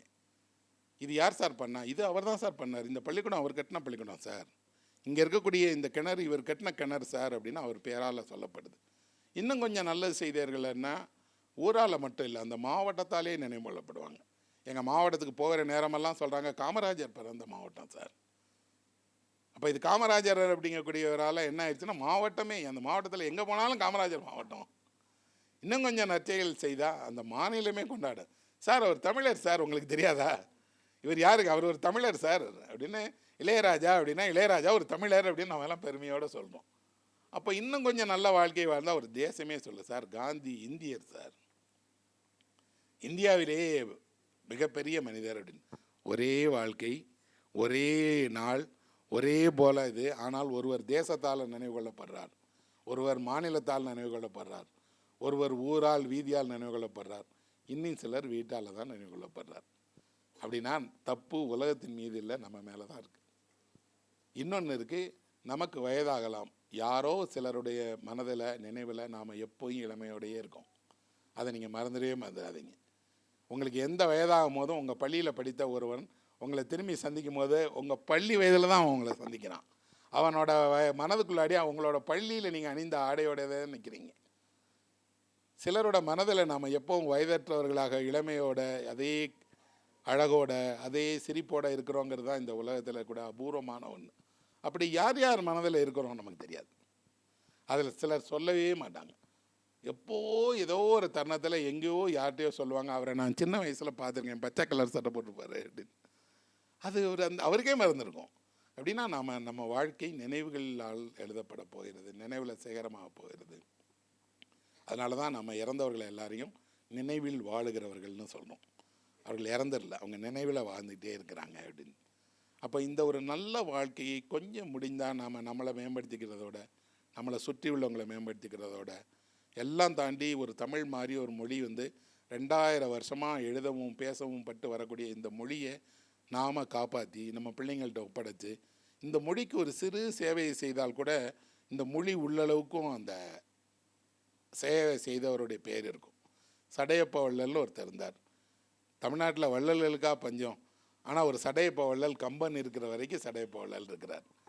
சடையப்ப வள்ளல் என்ன கம்பனுக்கு பெரிய மாளிகை கட்டி கொடுத்துட்டாரா, இல்லை யானையை வாங்கி கொடுத்தாரா? ஒன்றுமே இல்லையே. ஏதோ சின்ன பொருளுதவி செய்தார். அந்த பொருளுதவிக்கு கம்பன் வாழ்நாளெல்லாம் அவரை பாடிட்டே இருக்கிறான். அந்த மொத்த கம்பராமாயணத்துலேயும் சடையப்ப வள்ளலுக்கு கிடைச்ச இடம் பாரி ஒன்று கிடைக்கவே கிடைக்காது. எந்த அளவுக்கு கம்பன் ஒரு மகத்தான நன்றி உள்ளவர்னா, ராமன் பட்டாபிஷேகம் பண்ணுறார். ராமாயணம் முடிய போகுது. ராமனுக்கு பட்டாபிஷேகத்தின் போது கிரீடத்தை எடுத்து கொடுக்கணும். யார் கையாலேருந்து? வசிஷ்டர் கையாலேருந்து கிரீடத்தை கொடுக்கணும். கிரீடத்தை வாங்கி ராமர் தலையில் வைக்கணும்.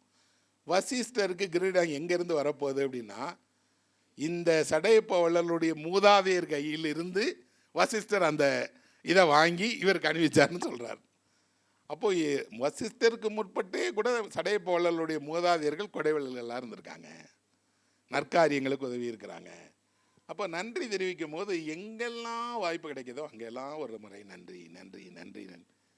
அப்போது ஒருத்தர் ஒரு பாட்டு தானே எழுதுகிறாங்கன்னா எவ்வளவு நன்றியோட, எவ்வளோ ஒரு தமிழில் வந்து கம்பனுக்கு நிகரான ஆளே இல்லை. ஆனால் அப்போ அந்த கம்பன் நமக்கு ஒரு இதாக சொல்கிறார், நன்றி உணர்வோடு இருங்க. அந்த நன்றி உணர்வோடு இருக்கக்கூடியவங்களை வந்து உலகம் உடனே அங்கீகரிக்குமா? அங்கீகரிக்காது. உலகம் எல்லாமே உடனே செய்யும். ஆனால் அதை தாண்டி நீங்கள் உங்கள் மனதோட சந்தோஷத்தோட, மனதில் இருக்கக்கூடிய நன்றியோட, மனதில் இருக்கக்கூடிய அக்கறைகளோட, இன்னும் கூட மேலான சந்தோஷங்களோட, மேலான விஷயங்களை வாழ்ந்தீங்கன்னா என்ன இருக்கும் அப்படின்னா, கொஞ்சம் கொஞ்சமாக அந்த முகத்தில் பொலிவு வரும். எல்லாரும் முன்னாடி தலைமுறையில் 60-70 வயதானவுடனே அந்த முகத்தில் அந்த பொலிவை பார்ப்பாங்க. சொல்லுவாங்க, அவரெல்லாம் கனிஞ்சிட்டார் சார். இப்போ பார்த்தீங்கன்னா அவங்க முகத்தில் அந்த கனிவு இருக்குன்னு. இப்போ முதியவர்கள் முகத்துலேயும் அந்த கனிவு இல்லை. ஏன்னா கைவிடப்பட்டுவாங்கன்னு பயம் வந்துடுச்சு. அப்போ திரும்பவும் நான் இந்த முகங்களை சொல்கிறேன், மனித முகம் போல் ஒரு மகத்தான சுடர் எதுவுமே கிடையாது. இது வந்து உண்மையில் ஒவ்வொரு மனிதனோட முகமும் ஒரு சுடர். எதனால் இந்த சுடர் இவ்வளோ பிரகாசமாக இருக்குன்னா, உங்கள் மனதில் ஏற்றி வைக்கிறீங்க. அது ஒரு இருட்டு அறையில் நீங்கள் ஒரு விளக்கை ஏற்றி வச்சிங்கன்னா அந்த விளக்கு அந்த அறை முழுவதையும் வெளிச்சத்தில் காட்டிடும். அதே போல் உங்களோட நீங்கள் படிக்கிற புத்தகம், நீங்கள் பெறுகிற அறிவுங்கிற அந்த விளக்கு உங்கள் மனதில் ஒரு மூலையில் எரிஞ்சால் கூட உங்கள் முகத்தில் அந்த வெளிச்சத்தை பார்க்கலாம்.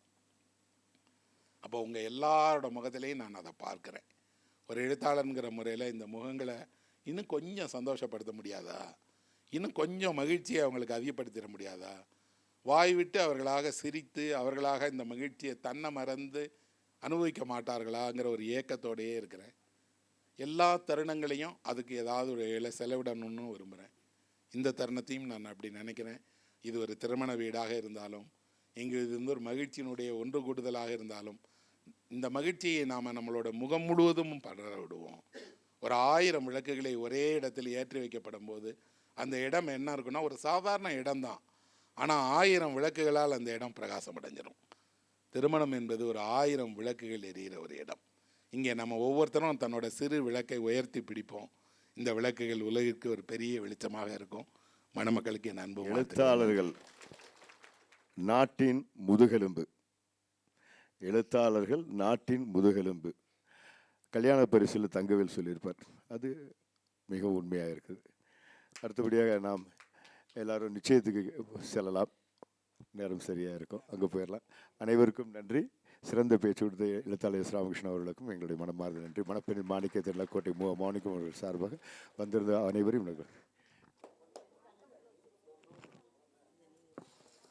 இந்த பொண்ணு தான் சார் நம்ம நகைக்கடையில் அக்கௌண்ட் செக்ஷனில் இருக்கிறாங்க. ஆமாம், ரொம்ப முதுகெலும்பு மாதிரி அவங்க தான்.